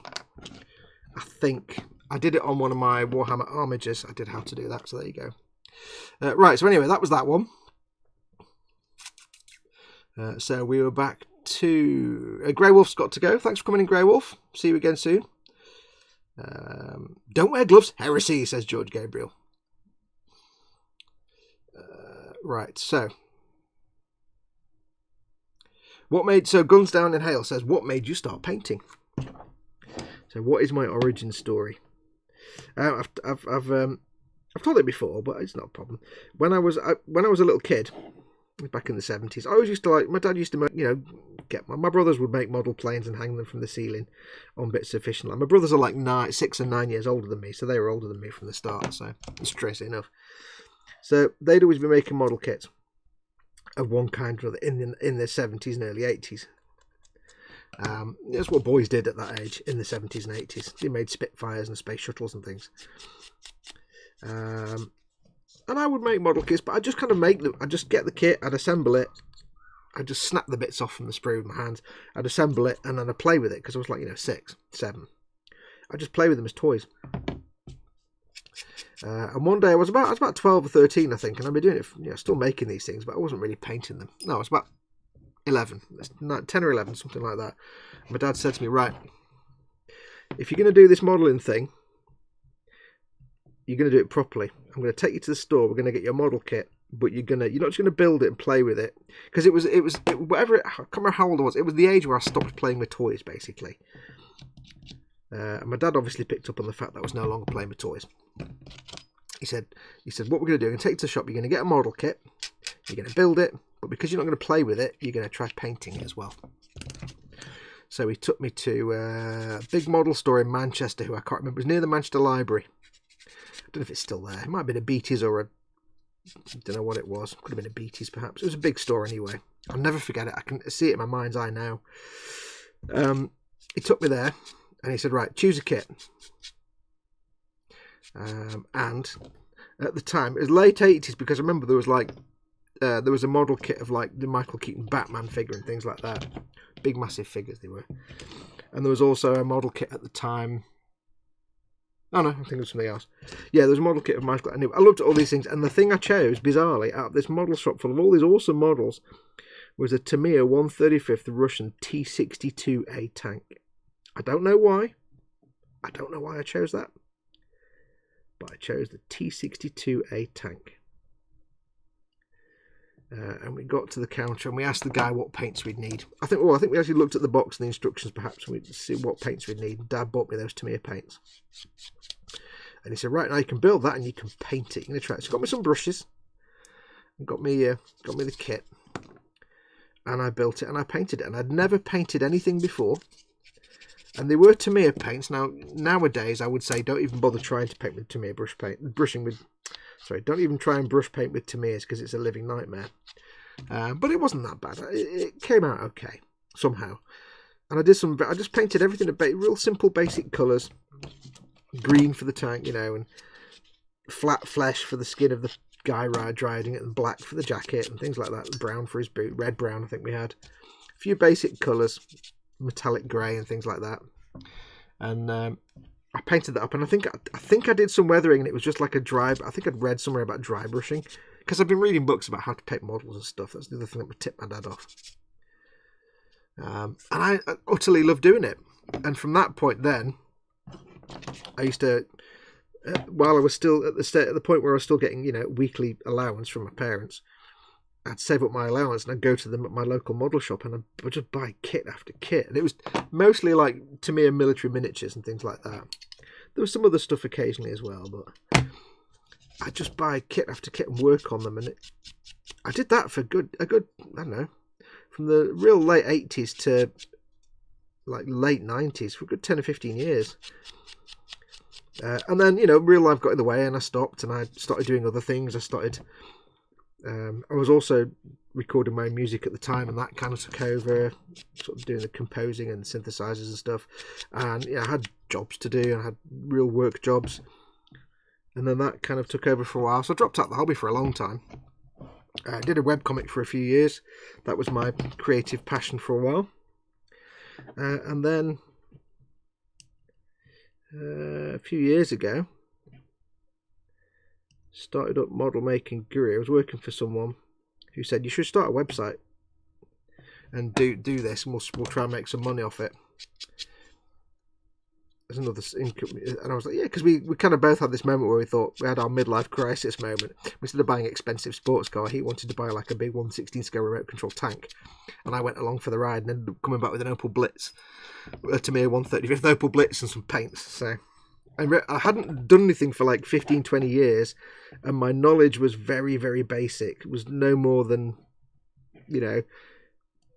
I'd still been brush painting Tamiya acrylics and just putting them all together. I hadn't been doing any real complex weathering.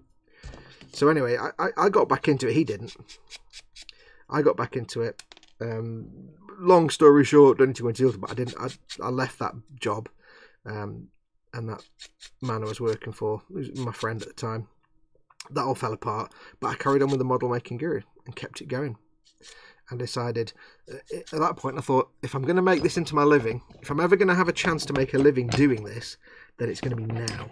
I'm going to try it now. I'll set up the Patreon thing and we'll see. I'll set up a YouTube channel and we'll see if I can make some money. because I thought it might not work out. I might have to end up, at some point going off and getting a job, because this might just be a pipe dream and it might not work out. But if ever I'm going to have a chance to do it, I'm pushing to get up to 50 now. I'm 48 this year. Well, I was 48, I don't know what year. I'm 48, I think 49 this year. If I'm ever going to try it, then it's got to be done now. So I'm trying it out, seeing if it works. And a lot of the stuff I've learned over the last 5 or 6 years. But I was out of the hobby for so long, and everything changed. When I was doing it as a kid, it was like, it wasn't anywhere but as intense as it is now. All the products and stuff, there weren't that many products. So that's them done. Yes! That's one. That's this bit here. Where's the... Oh, I'm still zoomed in. Sorry, guys, I totally forgot I was zoomed in. Hello. Right, that's this bit. This little section here is done. Now I've just got all of those,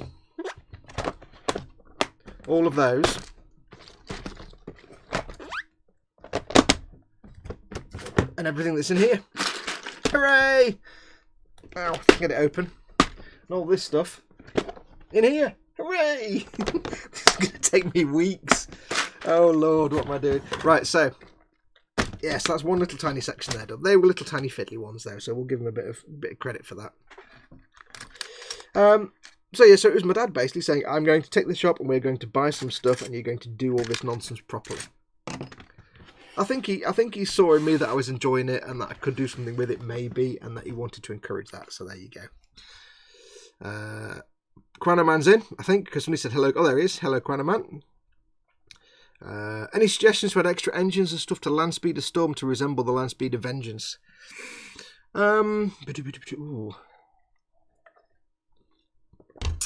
would go onto eBay and look up people who are selling bits boxes of spare parts and sprues from various kits.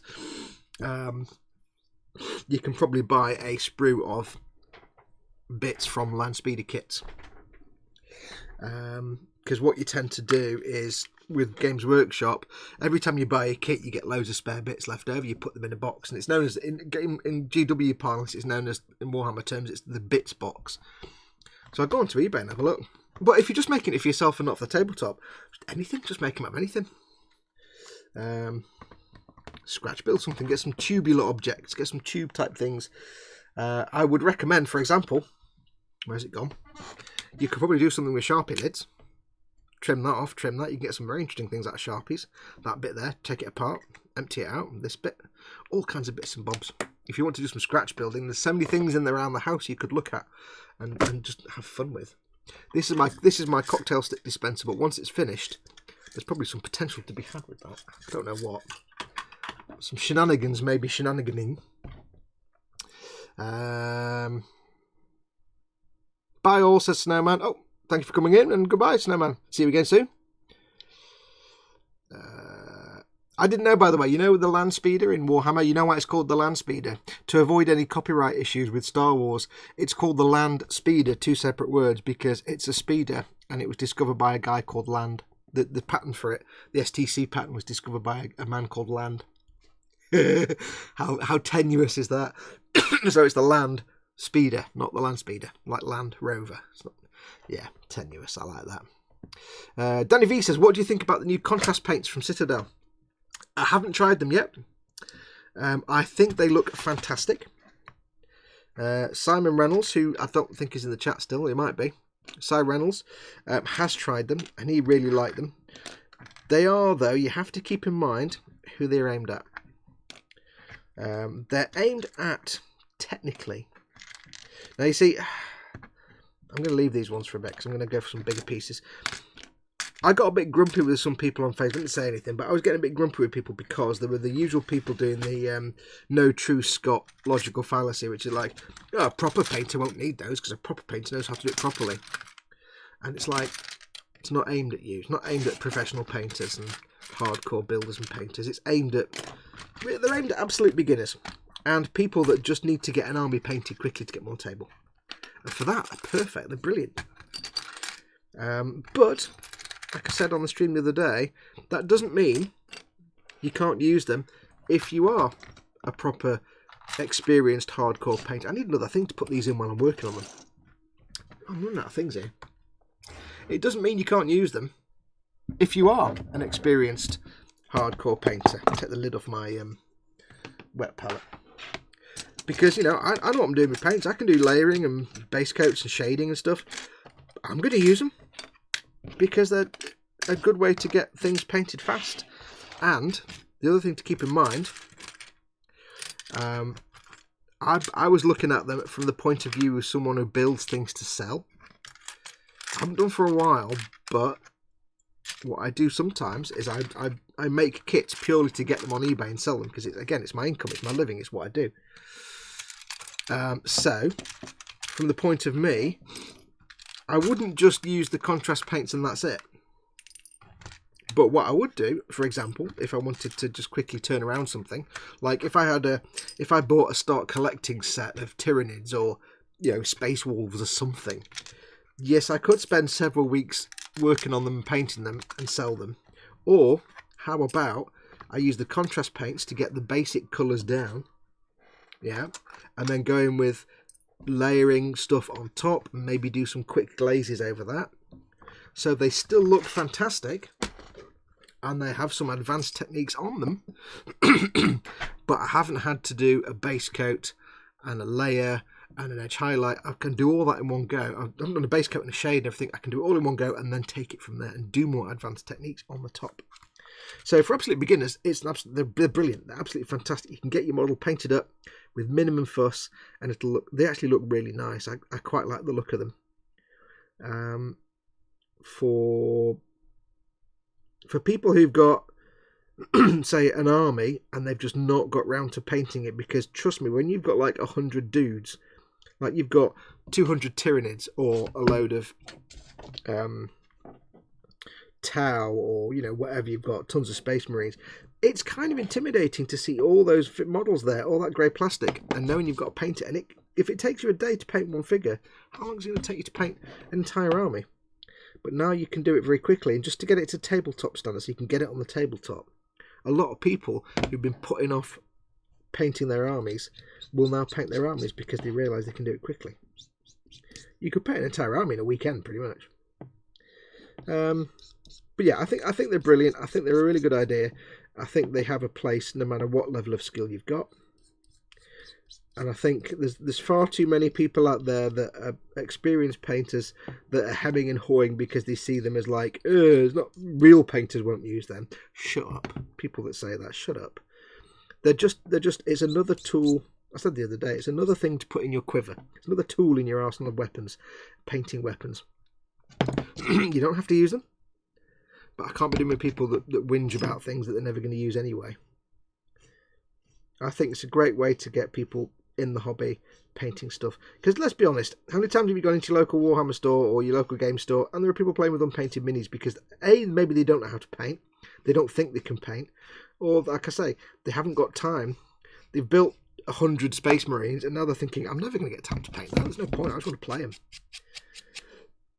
But now you can maybe take a weekend out to get more painted up. And if you look at the photo, if you look at the photo of where it shows painting a Space Marine the normal way and painting a Space Marine using just the contrast paints, it looks just as good. It looks almost as good as proper layer painted type stuff. So I think they're great. I think I'll be getting some definitely. But I won't be using them for my complex paint jobs, obviously. But you know, for some of my like how to paint video guides. But I'll definitely be using them for things I want to sell to get a quick turnaround. I might use them on my Warhammer Conquest builds, but then I'm trying to follow in the magazine for that, so we'll see. And I'll use them here and there. Let's have a look. Snowman says, I'm back. I was meant to have a late lunch with the wife, but the mother-in-law's now on the phone, so a few hours free again. Oh well, I shall say nothing. I shall say nothing at all. Take me, mother-in-law, please. Done Grey Wolf. Ascension Industries. Hey kids, hey Ascension Industries. Welcome, welcome. Beckstorm says, woohoo! Bunch of photo etched detail sheets just arrived in the mail. Yes. I've not had parcels for ages. I don't know why, but like I'm a big kid, so I always get excited when a parcel turns up. Been ages since I've had a parcel turn up. It's like, oh, I don't know why it's exciting. It just is. Was I supposed to cut that off? Well, we'll find out. So where is the part of Fox's origin story where he got bit by a radioactive paintbrush? Says Quano Man. Yeah, I sat down too fast on a radioactive paintbrush and it was all downhill from there. I don't know where I get my creative stuff from. I've always been an artisty type kid. You know, I was always drawing, doodling. My dad used to work for Granada. My dad worked for Granada Television for many years, for like 30 or 40 years. And he used to film. He used to work on. He was a cameraman. My dad was a television cameraman for like 40 years. And the advantage I had as a kid was that Dad would regularly bring home once or twice a week Coronation Street scripts. This is going back to the 70s and 80s. He'd bring back the scripts once he'd finished filming. And it was like, 50 or 60 or 100 sheets of the script, all with a little treasury tag holding it together. And it was a proper shooting script. And they just threw him away. Once they'd done the episode, they threw him away. So he'd bring these scripts home, and it was basically like 70 or 80 pages. If you turn them over, it's just blank paper. So it was 70, 80 sheets of blank A4 paper that I could doodle on in a pad, and I'd do a drawing and then just rip the sheet off. I'd do little comic strips and have like page after page, and I'd put the tag back in. So I had these like reams and reams and reams of like Coronation Street scripts. And about 10 years ago, we cleared out. We had an old sun lounge on the back of our house that was all decrepit, so we had that taken down and demolished. We had to empty it out. And there was the chest of drawers in there. We opened the chest of drawers, and this little cupboard was just jam-packed full with like loads and loads of Coronation Street scripts. It was like, wow, that from like the 80s. It's like, wow, there's a throwback. Yeah, so I basically had an endless supply of drawing paper when I was a kid. And that probably helped encourage me. But also, there's the whole thing about how the youngest child is always the arty-farty one. Because with the three of us, there's me and two brothers. I'm the youngest. My eldest brother is kind of arty-farty. My middle brother, is logical, scientific, and rational. Yeah, I'm not. And then there's me, who is... I'm arty-farty. I'm a rationalist. I love science. I love, I was never educated to a level, but I love, physics, biology. I love science. Science is awesome. Astronomy, cosmology. It's all I love it. I was, like I said, never educated really, because 1980 secondary school education was not that great, but I'm also got the artist side. I'm a bit of both. I'm the artist side and the rational thinking, sciencey type. But I think that's where my artist side came from. Just simply down to Dad bringing home these scripts every week, old Coronation Street scripts, which I didn't care. I didn't care what they were. They were just. It was 50 or 60 sheets of blank paper for me. That's all I cared about. Now what I'm going to do here is we've got some nubs on these halves of the weapon. I'm not going to sand those down until the weapon is combobulated, because I don't want to end up... Look at that, that's a minty looking... It's a beam shot, isn't it? I don't want to end up with sanding things. If you get like two halves of something and you sand and deal with them separately, you end up with often a difference because you've sanded this one more than that one. Especially if it was things like a gun barrel where you've got a smooth curve there. I'm going to be sanding that down anyway because I'm going to have to fill that gap. But you don't want to sand, if you've got two halves of something, ideally as much as possible you want to get them together and then sand them so you can just get an even surface. So I'm going to leave that and take the nub off, but I'm not going to sand it because... Or shall I just leave the nub on to remind me to sand it? I'm going to have to fill the gap anyway with some sprue glue, so I think I might... I'll take the nub off, but I won't sand it. Oops, I need to do up some not expensive nippers. Get that on there like that. There we go. And now what I'll do is the proper sanding part of this I'll do once it's actually put together and gaps have been filled, because I'll need to go around it with some filler anyway, or some sprue glue just to clean up. So I will remember that there are already nubs on the weapon halves, and I'll remember that. But what I can do is I can put those two bits together. In fact, what I will do is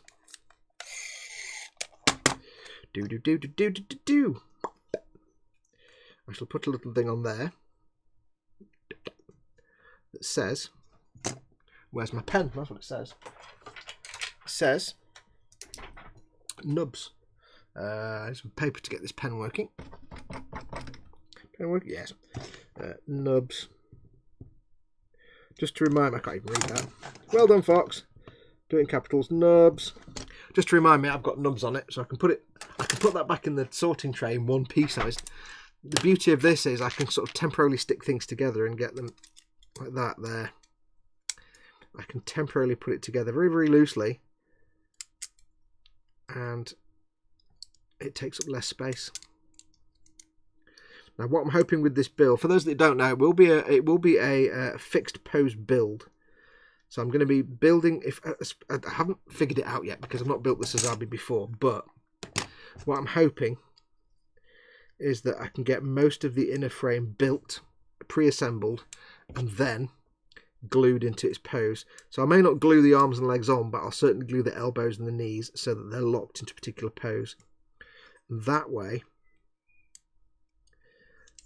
what I can do is get most of the frame built and then paint it.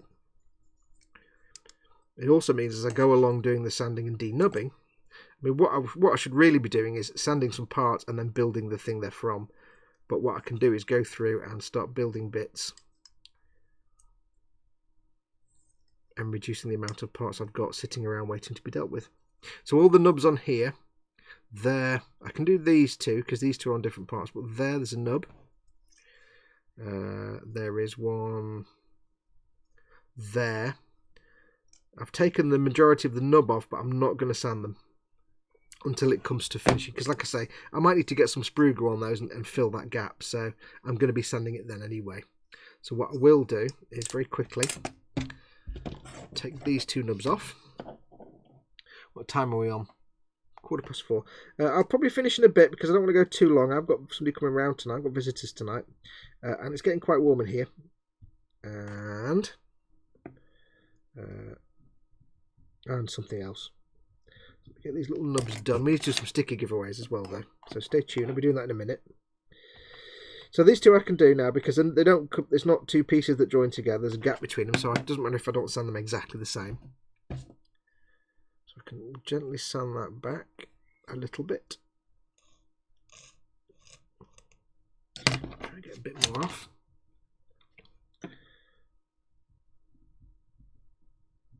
There we go. Do. So I want to get the nub sanded away, but I don't want to put a depression into the actual area here. I don't want to flatten it down too much. And I find this metal file quite useful for that. Going at an angle so I can make sure it sands the whole thing rather than just one bit. Go with this puppy, very gently. Trick with sanding is to go gently. You don't need to hammer anything out. Still just removing the nub. Still sanding things flat. Almost there. Okay, so that's now removed. So that's the sanding part done. Now it's just the recovering the sanding. So I've got slightly older rough sanding stick just to smooth down some of those sanding lines. Like I said before, the first few steps of sanding are to remove the thing you need to remove. The second few steps, the last few steps, are to remove any marks from sanding. Where's that sponge gone? To remove any actual marks from that sanding process. So right now I'm not actually sanding. I'm not trying to remove anything. I'm trying to smooth and blend away any scratches left by the sanding sponge and the file. So very, very gentle. Going from different directions. If I need to, I'll do some circular motions just to kind of blend everything together. I'll go in with a slightly older version of that sponge, which is softer, just to smooth down anything from that sanding sponge.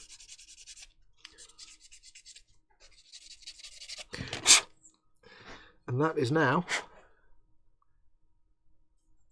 smooth as a baby's bottom. There we go. So it's sanded smooth. The nub's gone, I think. I'll just double check. The nub is invisible. you can still see, you can't see on camera, but I can still see here, there's a little bit of white plastic stressing where the nub was. That doesn't matter because you're not going to see that. Once it gets covered in a primer, it'll be invisible. So if you are painting a model, it doesn't matter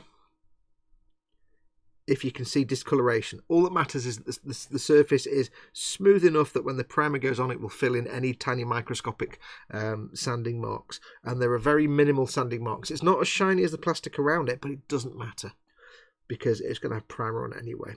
So all I was doing was sand the nub away, and then you sand it back up again, smaller and smaller grits, to get rid of any imperfections and make it smooth.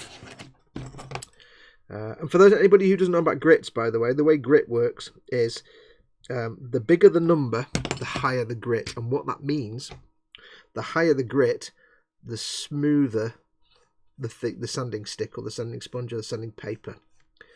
So if you've got very, very rough, like this thing, or a very rough sanding paper, that might be 80 grit. 80 grit means it's really, really rough. It's got big particles of rough, nasty stuff, and that will sand flat your plastic. It will remove any lumps and bumps and things like that, but it will also make a right mess of the plastic. It'll make lots of scratches and scrapes and deep gouges. So what you need to do is work your way up the grit. So you start off with a low number. So I mean, this might be, I don't really know with the file, you don't know what grit they are. That could be maybe 60 grit or 80 grit or something like that. Then you go to one of these, which might be 200 grit. This might be 600 grit. The higher the number, the smaller the... Effectively, it's the smaller, if you think of it logically, if it's a piece of paper with sand on it, the smaller the number, the bigger the pieces of sand in it, and therefore the rougher the sanding effect. The higher the number, the smaller the pieces of grit or sand, whatever the sanding substrate may be, and the smooth effect. So so 80 grit would be like just putting big gouges in your plastic. 6,000 grit would be polishing and buffing and bringing back a smooth shine.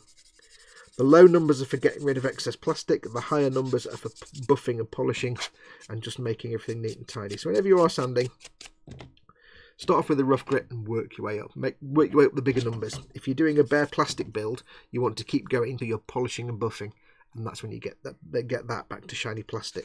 When you're painting, you just need to make sure it's smooth and not got lots of scrapes and scratches. Doesn't matter if it looks matte or shiny, as long as it's not covered in scrapes and scratches, and you'll be fine. So the only two I'm going to do on there, because I don't want to. I want to do all the other bits first. So I'm going to put that loosely together. I'm not going to push it too far because I want to be able to get it apart again. I'll bring the tape back. And this is just to remind me that there are nubs that need to be sorted out on there. Otherwise I'll forget and I'll build it and paint it. Be like, oh, I've left all the... Oh, bugger. So that just says nubs. Nubs. Sort of says nubs. Hard to write on this when it's actually wibbly wobbly and it's not a very good pen. Nubs. That just reminds me there's nubs on there. So when I put it together, I'll glue it and then I'll get rid of the nubs. And that's those two in one. It's 4 pieces now down to 2. It makes life a lot easier. Right, let's have a quick look at chat. What I'll do, I think it's time to do some sticker giveaways.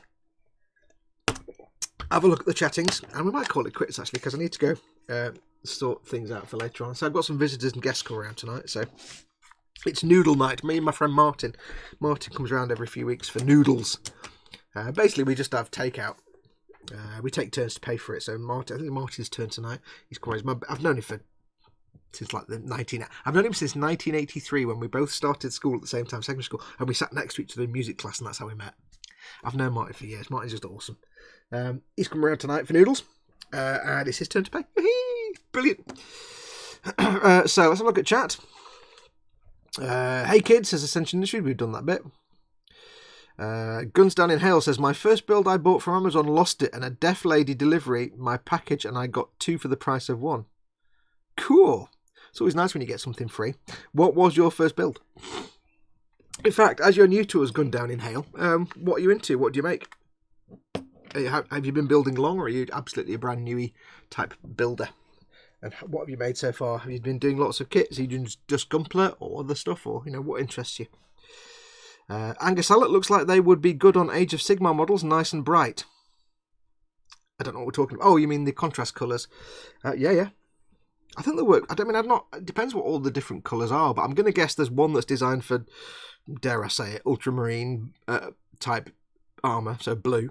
There's going to be obviously ones for like flesh and things like that. Simon Reynolds was saying the flesh one is actually, people will really like the flesh one because it's almost like you can just cut flesh down to one coat almost.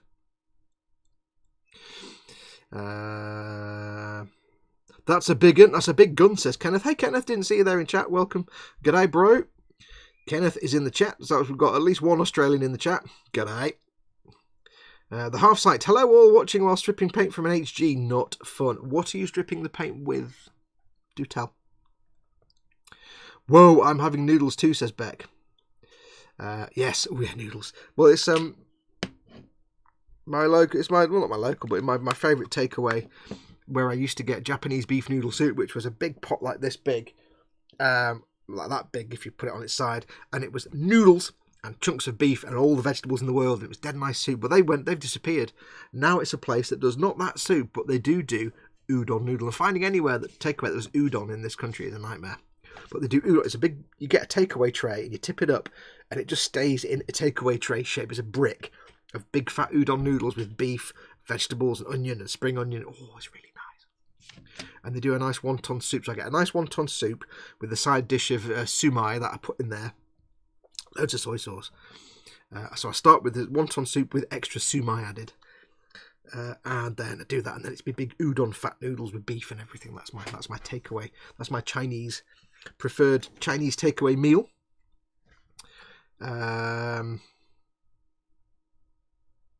What is your sprue glue formula? Asks Thy Creator.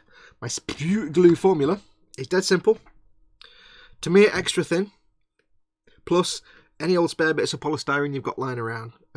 Usually it's just when you've taken all the parts off the sprue, just that bit of sprue.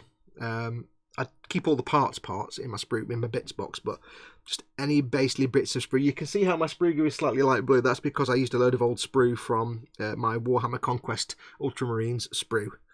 Yeah, it went a bit blue. But it's dead simple. Well, you can use plastic card, but it's dead simple. Get yourself a pot of Tamiya extra thin. It may work with other glues, I don't know. I've only used extra thin. I've only seen it used with extra thin, and it works with this. It needs to be a cement that dissolves polystyrene. That's what extra thin does. It probably wouldn't work with regular Tamiya cement because that doesn't really dissolve it as much. You need to have a welding cement like this. So get yourself, you could try other ones, but you might as well stick with what works. Get yourself some Tamiya extra thin. And what you want to do is basically, you want to get yourself polystyrene. Now you can't use ABS because ABS doesn't work. This stuff doesn't melt ABS. It needs to be polystyrene. So that's pretty much any kit. If it's a Bandai kit, go through the instructions and make sure in the list of all the parts, and you go through the start in the instructions, it will show you the sprues and it will say next to them PS for polystyrene, or it might say ABS or PE. If it says PE or ABS, you can't use it. But if it says PS, polystyrene, just get some cast off bits of the sprue, cut them down to, I don't know, kind of that, it's like tiny parts, tiny parts, just enough that you can pick them up and just simply dump them in. If you don't want to do that, you can also use bog standard plastic card. If you've got any plate or plastic card, because that's pretty much the purest kind of polystyrene you're going to get. I mean, the stuff you get on a model kit is probably fairly pure polystyrene, but it might vary. But you want to get as much polystyrene content as you can. So bits of sprue from a plastic kit, polystyrene kit, or plate, plastic card is perfect. And on plastic card, I just cut it up into little tiny slivers, like, maybe that long. I just get a piece and go snip with some scissors, cut it up into a little pile of bits and just dump them in. And the trick is, there's no magical formula. The trick is that when you've mixed it in, you dump a load in, give it a shake, give it 5 minutes, come back, take the brush out, and when you take it out, it needs to do that. It needs to sit and hang and make a bulb on the end, but not dribble. You don't want it... Can you actually see that? I can't see the camera. Let me just make sure I've got the camera on. You want it to basically bulb up on the end, a bit like that, and maybe run off a little bit, but you don't want it to be dripping off like water. You want it to be thick and stodgy, because you're going to use this to fill gaps. So add some, take the brush out. If it just drips off like water, put some more in. You can take quite a lot to get it thick and stodgy. The trick is, when you do it, where's my pen? What you do is, you've got a piece of plastic like this, and there's a gap there. Let's say this is side on. You look down normally this way. This is side on. You've got two pieces here go like that, and there's a gap down the middle here. And you want to fill this in. Now, if you fill it with, say, a thin glue, like you've only put a little bit of polystyrene, it'll just run into the gap, and it'll run it, and it'll eventually fill it up. But it'll take you forever, and it'll look terrible. What you want to do is you want to get this stuff thick enough so that when you blob it over the gap like that. It will fill in the gap, and it will leave a little bead of glue over that gap. And then what you're doing is you then come back after 24 hours and you sand that away. So all you're left with is the plastic here, and this gap now filled with your sprue glue. Now, because it is polystyrene in glue, the glue is designed to flash off and fade and just evaporate away, and it leaves behind the polystyrene. You're basically making liquid polystyrene. So when you fill in the gap with sprue glue, you're filling a gap with polystyrene. The glue will flash away, and all that's left is the polystyrene. It'll also melt the plastic around it to make it weld into place, so it'll give you a really strong joint, and you'll be left with polystyrene. And when you sand it back, it'll be perfect. This gives you the most sandable, the most carvable, and the most scribable filler of any filler there is. Don't matter what filler you use for filling your gaps.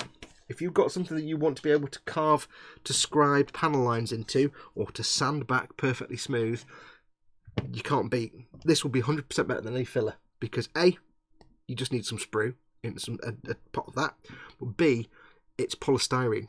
It will just as carvable as the rest of the model kit. And even better, if you've got a kit that you're working on, you can even, and I've done it myself, when I was making my big Eagle Transporter, I didn't have any sprue glue, so I made some out of the sprue from the Eagle Transporter. So I was filling gaps on the Eagle with polystyrene from the Eagle.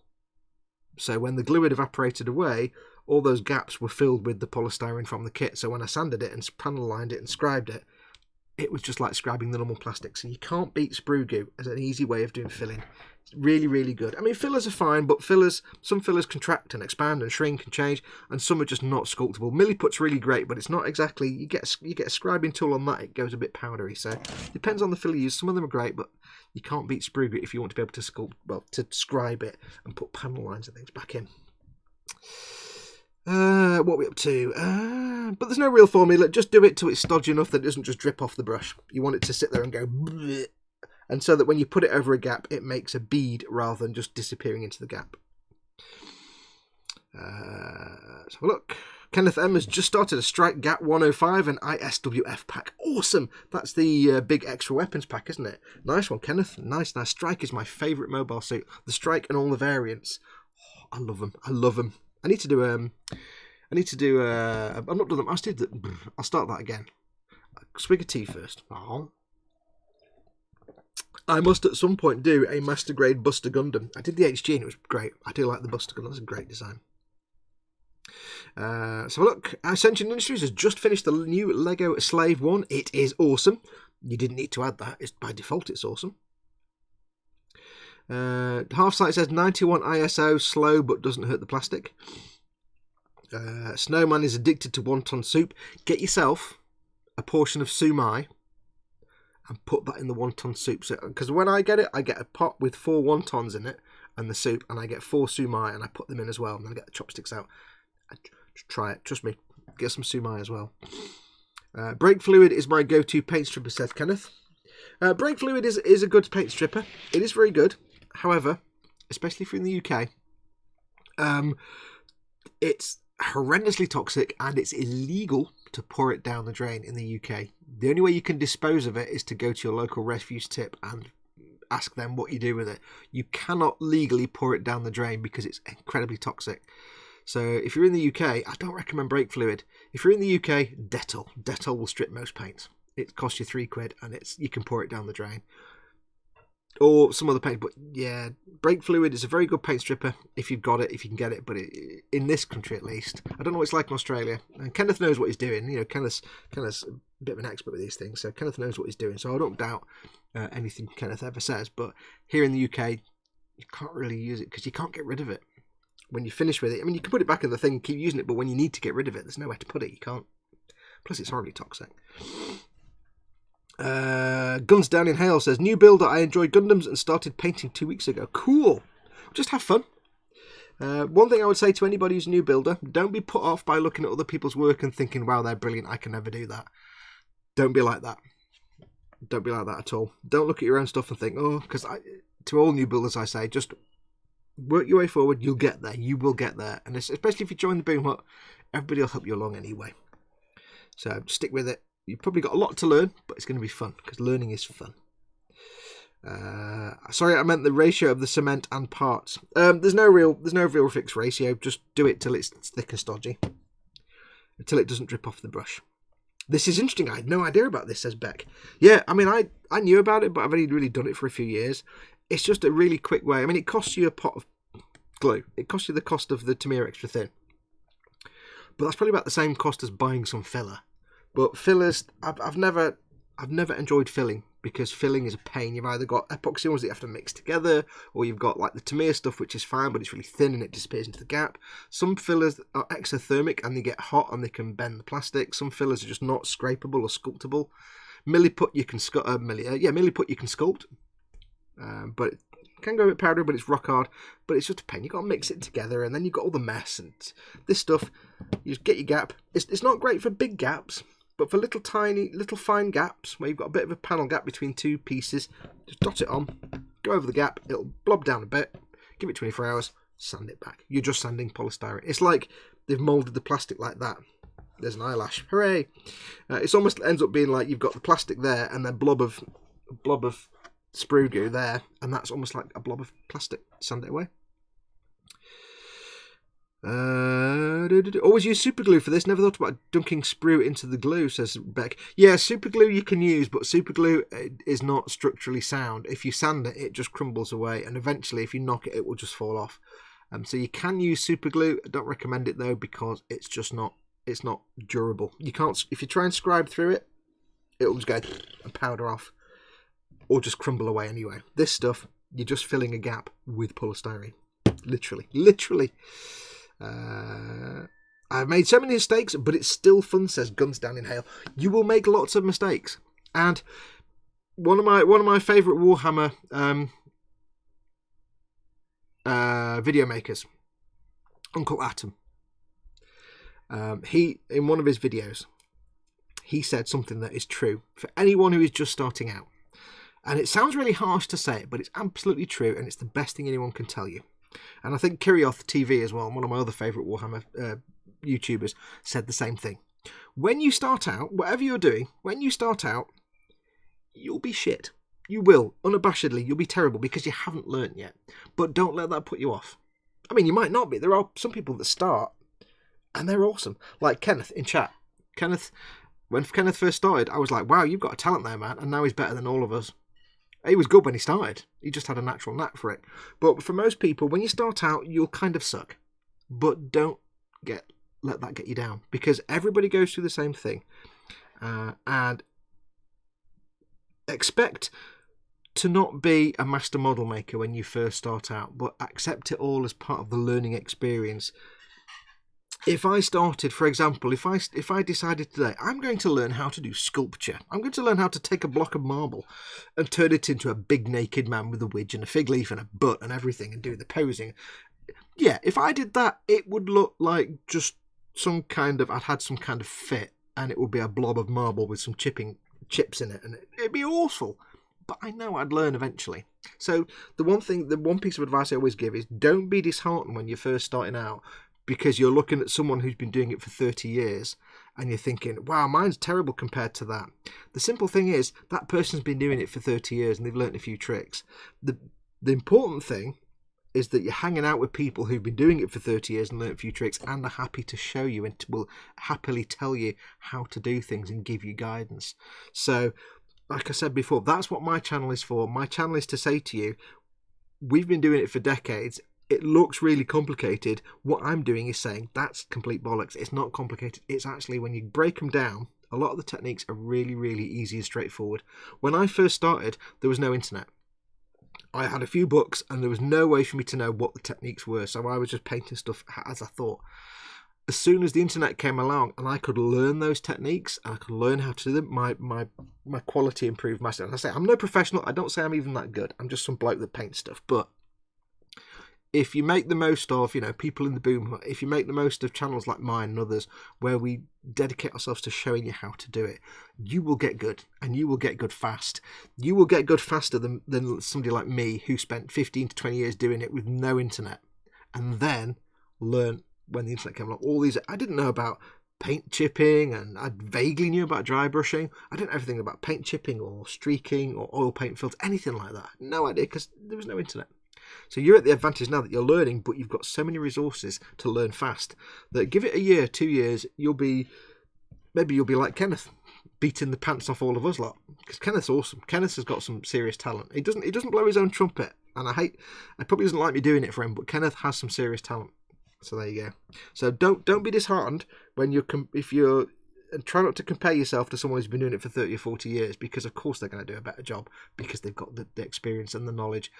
But use them, learn from them, let them teach you, let us all teach you. That's the whole point. That's why I'm encouraging you to go to Boombook, because we'll all teach you what to do, and you'll get there and you'll love it, and have fun with the mistakes. Because at the end of the day, if you make a model and you bodge the paint job, there's two options.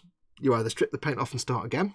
Chandra in the Boombook will tell you all about stripping paint off things, or you just go, okay, well, that was a complete ass, but never mind, I'll get another one, we'll try another one. It doesn't matter. If you mess up a paint job on a model, you're not going to suddenly find somebody repossessing your house and taking your car and shooting the dog, and you're not going to go to jail. You just have to think, well, that was terrible, let's move on and do the next one, and I'll learn from that. I know what I don't need to do next time. So be positive and have fun. It's all about having fun.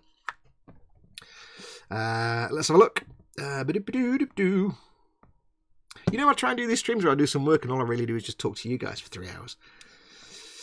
Don't compare yourself. Don't compare your work to others. It only matters how much you enjoy doing it. It's kind of never a truer work was said. I say this to anybody in any creative field. Use others' work for inspiration, but really try not to compare your work to them. Again, they've been doing it for decades. You haven't. Same with drawing. When I was drawing, I used to look at other people's work for inspiration, but I try not to compare myself, because I know I haven't got...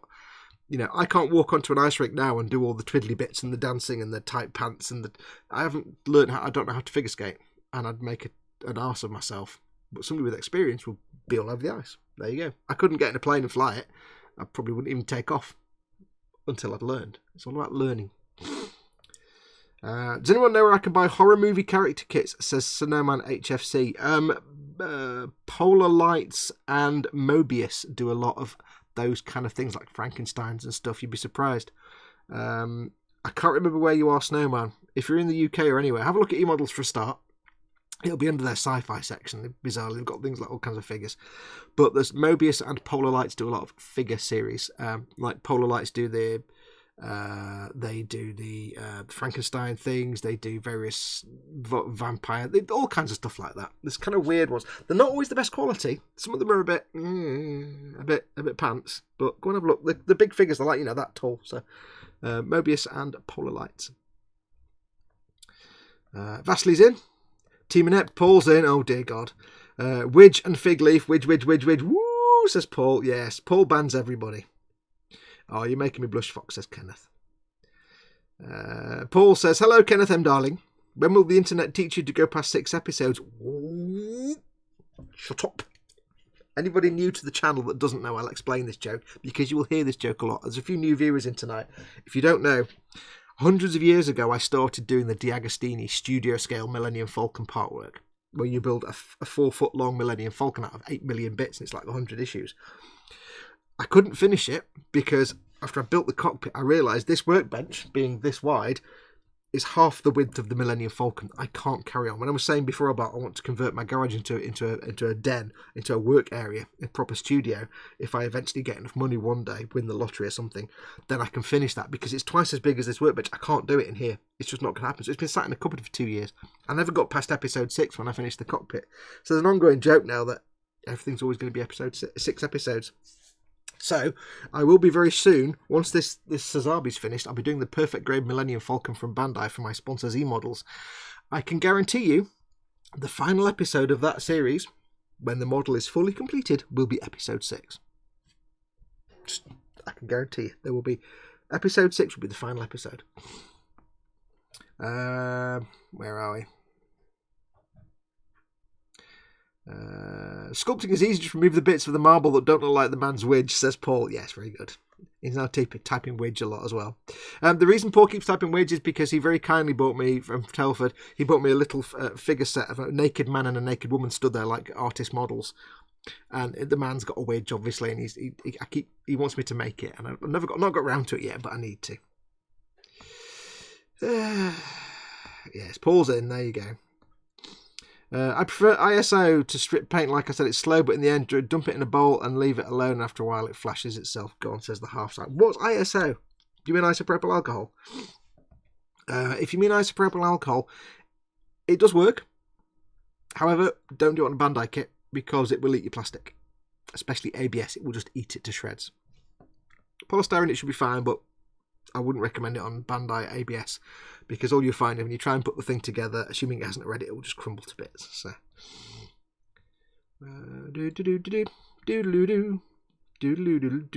Beck Storm says, check out to Guns Down. Check out the Gumpler Builders Association, the GBA Discord as well. Lots of great Gumpler builders.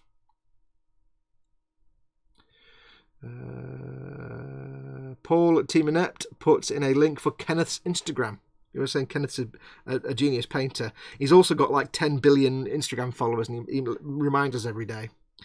For somehow, we've all got Instagram accounts. We've got like 5 followers. He's got like thousands. So, yeah. Do follow him. Kenneth says that IPA can rubberize some resins, so be careful if you're stripping. That's why I like to use Dettol. It's got some IPA in it, some isopropyl, but not a lot. So it's not actually ever damaged plastic. I've been working on it, even Gumpler.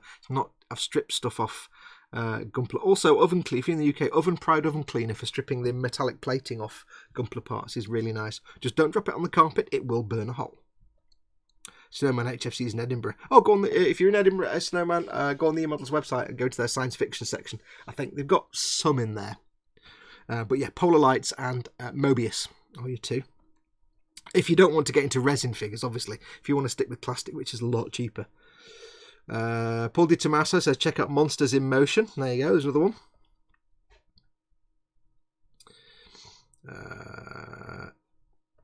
I can't post links, says Beck. Google Gumpler Builders Association. Yeah, only mods can post links. Someone in the Boom Hut did an awesome lighting job on the Falcon cockpit. I can't remember who that was. Try to remember. Was the sub build done in 6? It might have been. I can't remember now. I have done more than 6 episodes. It's just occasionally I might finish something in 6 episodes, and it's like, well, that was a happy accident. But the Millennium Falcon build I do for E-Models, the last episode will be episode 6. I'm not saying there'll be 6 episodes, but the last one will be episode 6. Team Inept says, I only have 174 Instagram followers. Poor me. We'll check them all, thanks, says Snowman. Right, awesome. Right, I think what we're going to do, I'm going to do some sticker giveaways. Woo! I have 3 stickers. Now, those of amongst you who are regulars, you might like to perhaps give the new people a chance. Then maybe Tam win something. But then again, I know what you're all like. You'll just dive in it anyway. I'll just be sending them all to like Osric or somebody. Half-Sight says, yes, 91% ISO or IPA, and I've stripped a few kits and never had an issue, but I'll keep an eye out. Half-Sight joke, cause I have a glass eye, lol. Okay. Yeah, it's Bandai plastic, so even their polystyrene, it can fall apart and dissolve and explode when you put it in any kind of... I've always said, if you're working on Bandai kits, do not use any thinners of any kind whatsoever, at all, ever, because it's not worth the risk. You can do pin washes, if you're careful. You can do some sort of oil paint, dot filters and streaking if you're careful and keep the thinners to a minimum. But if you do a wash, like I like to do Tamiya smoke washes, and I haven't done one for years, but if you did that on a Bandai kit, the thinners would get into the inner workings. Anywhere where the plastic's exposed, it would dissolve that plastic, weaken it, and you can have cracks and breaks, and from stress will crack and break. It's not worth the hassle. Stick to water-based stuff, and very careful use of, if you're doing dot filters and stuff, just use damp, not wet brushes and stuff. Gunsdown's got to go back to work. Thanks for coming in, Gunsdown. Nice to meet you. See you in the boom hut. Did one guy win all the stickers the other day? Yes. Who was it? It was... Hang on. It was... Thy Creator won everything on Sunday. He won 3 stickers. So yes, he won 3 stickers. And no, the puffin sticker that's mine. Let's not forget. I don't know where to put it. I've not put it anywhere yet. I've got to find somewhere to put it. Anyway, yes. Now, we're going to do some sticker giveaways. Don't forget, of course, I only get to the post office once every now and then. I've not had a chance to go yet, so I do have a big pile of stickers that need to go out to people. Don't panic if you've been waiting for a couple of months for a sticker. I will eventually get to the post office and post all these out. But I'm keeping them all to one side for you, so you've not forgotten. It can take months sometimes for me to get round to it, because I don't live near my post office. So, yeah.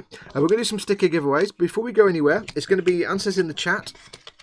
Now, before we go anywhere, as always, there's usually a lag now between the video and the chat. So before we do anything, I need you to refresh your browser and drag the slider across to make sure that you've got as little gap between the chat and the video as possible. So do that now. I'll wait for you. Refresh your browser and drag the slider.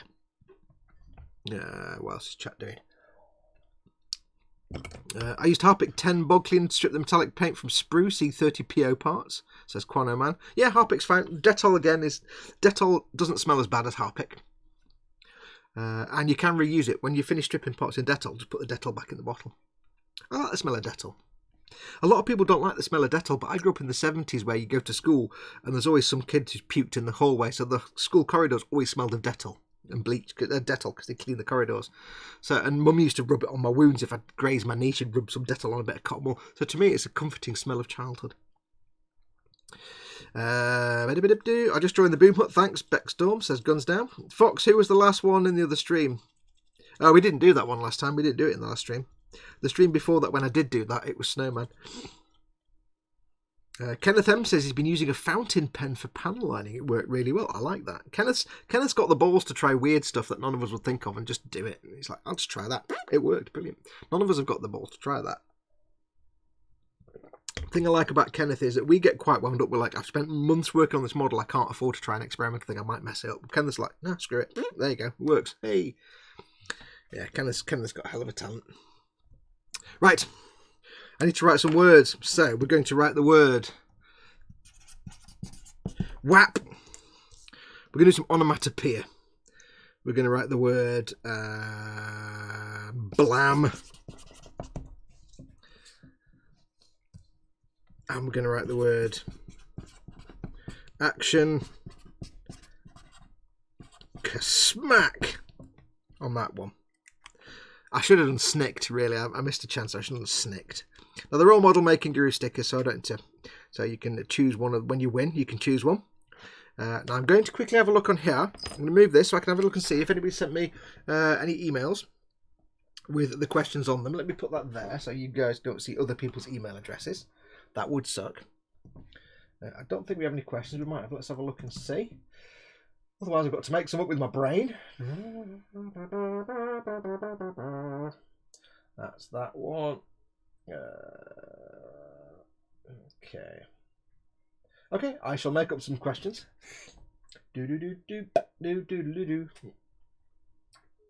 valued domain customer. Oh, that's from Joker. That's nothing to do with this. Never mind. Move that out of the way.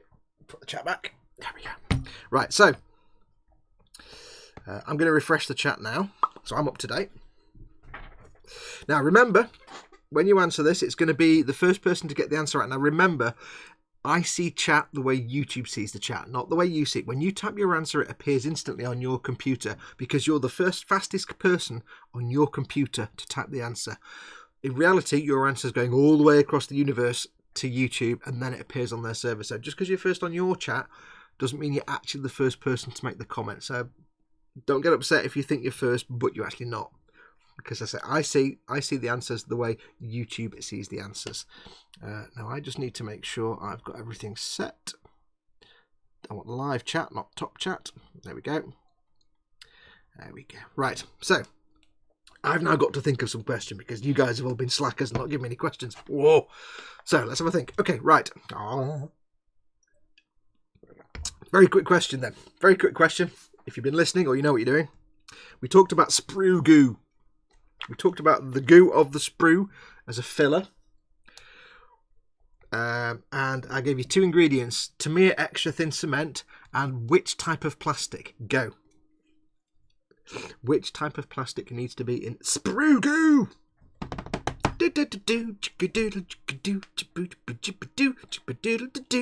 Kenneth M is first in with polystyrene. He spelt it wrong, but I'll let you off. Kenneth's first in with polystyrene. Well done, Kenneth. Absolutely the first one. And Kenneth's in Australia. He's like 1,000 billion miles away. He's like across the solar system, the other side of the world. And it's also like winter. Kenneth's like 6 months in the past, and he was faster than all of you. You're all in shame now.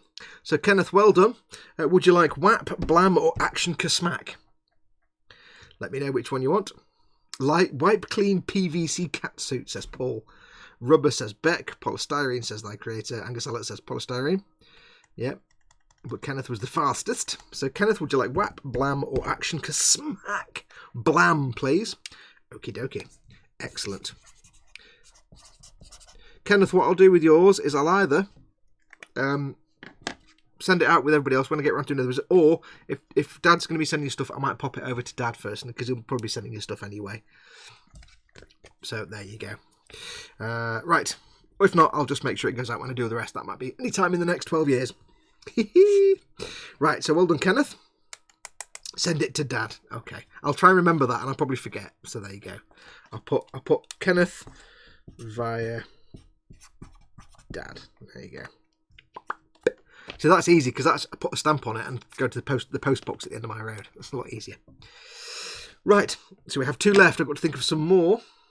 Actually, it's Thursday morning, so we're technically in the future, says Angus. Yeah, but he's in Australia, so he's in the winter, which was months ago. Okay, next question. I've got to think of another question now. Another question. It's 2 a.m. Thursday. Yeah, but it's Thursday winter. You're winter. Why? You're up at 2 a.m. Dude, go to bed. I've got to think of another question now.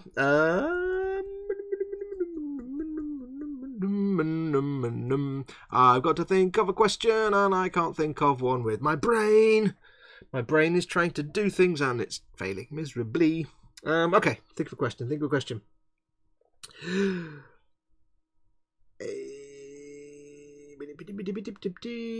Okay, we spoke earlier on about Aussie Jess Chappelle says polystyrene. Bit slow there, dude. You might want to refresh your browser and drag the slide a bit. You might be a bit out of sync there. Paul says, yes, I wouldn't wake up at 2 a.m. just to listen to this burbling loon. No, there's a joke in there. I'm not going to make it. Right, earlier on I spoke about the Ultimate Primer, the Ultimate Modelling Products Primer. And I said it was the same stuff as 2 other brands. Bajastan Alres and what other brand? So Ultimate Primer is the same as Bajastan Alres and one other brand. What is the other brand? Kenneth M. Straight in, one shot. Dude, wow. Kenneth, you're on fire, buddy. I haven't even finished asking the question. He's typed it. Wow. Okay, that's a second one for Kenneth.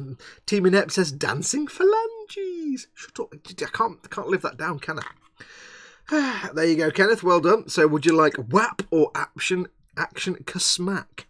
Which one would you like? Well, you guys need to, work. Wow, I need to get that sentence right. You guys need to work on your typing speed. Kenneth's wiping the floor with you. Damn, I'm a little rusty today, says thy creator. So which one would you like, Kenneth? One Aussie from the future, another Aussie in the past. We're surrounded.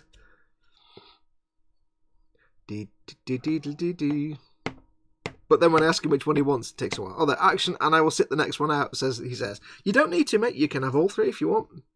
You're welcome to have all 3. Kenneth via Dad. Right, there we go. Action Kasmak. We've got one left, and it's whap. So you know what this is going to be. It's going to be a number on the hand job. This is the easy way out. This is the emergency exit for questions. I'm going to write a number on the back of my hand, and I will ask you to guess what it is. So let me think of a number. Oh, I've gone all Johnny Ball. Think of a number. Oh, it went all... That's weird then. Never mind. I'm muttering. Think of a number. Okay, I have a number on the back of one's hand. The number is between... You all start with 69, don't you? And 42, I don't know. The number is between 142 and 152. Go.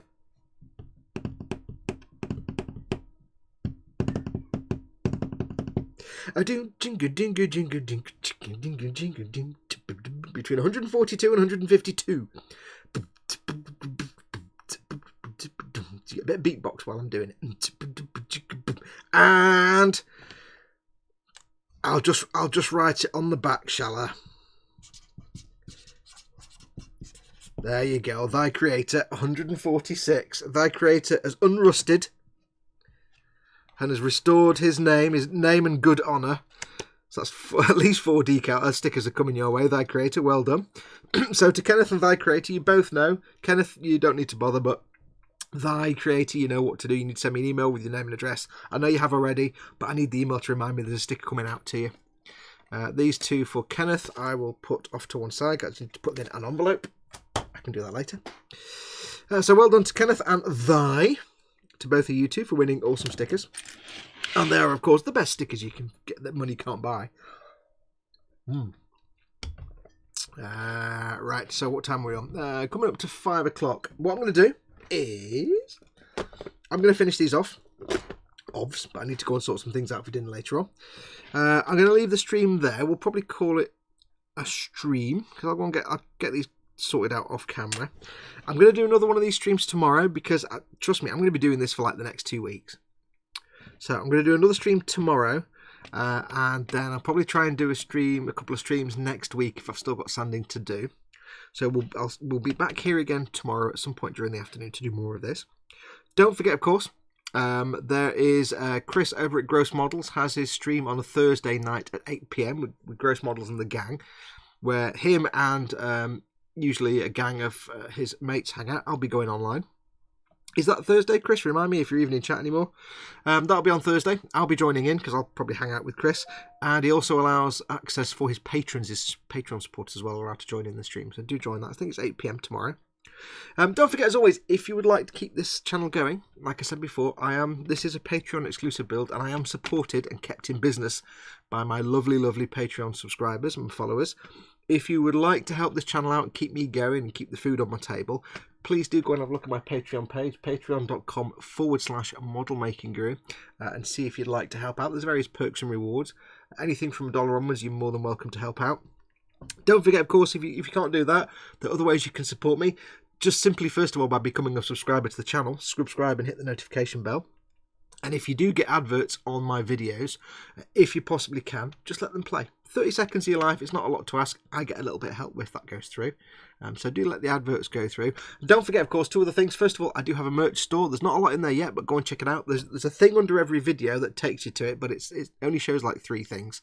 It's a bit rubbish. YouTube have got too incompetent to fix it. So you can click on the links. It'll take you to the merch store, which is teespring.com/the-guru- it's something anyway. There's a link in the description below as well. So go into the description. There's a link for my merchandise store, t-shirts and hoodies, awesome things. And also, I do have an Amazon store where if you need to buy something model related online, like if you're going on Amazon to buy some tweezers or some nippers or some glue or something like that, before you just go and wildly buy it, check out the link in my description to my Amazon store. I'll probably have that in my list of items. If it's on there, use that link, get it from there. It doesn't cost you any more or anything like that. It just means that I get a little bit of credit through that. I get a little bit of cash back for that. I get some benefit to that, so that helps me out again massively. But that's going to do us. So anyway, thank you very much for watching. I will see you again tomorrow. Same place, same back place, same back channel, not the same time necessarily. And we'll do some more of this sandy, trimmy stuff, and we'll hang out. And then I'll see you on Thursday night as well. So tomorrow's going to be a big, busy streaming day for me. Anyway, that's going to do me. So I shall get all the buttons ready. Thank you very much to everyone who watched.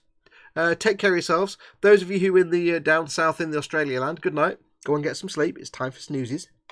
And I will catch you tomorrow. So until next time, thank you very much for watching. Take care of yourselves. Go make something awesome. Go be awesome. You there, be awesome. And I'll say, adios, amoebas.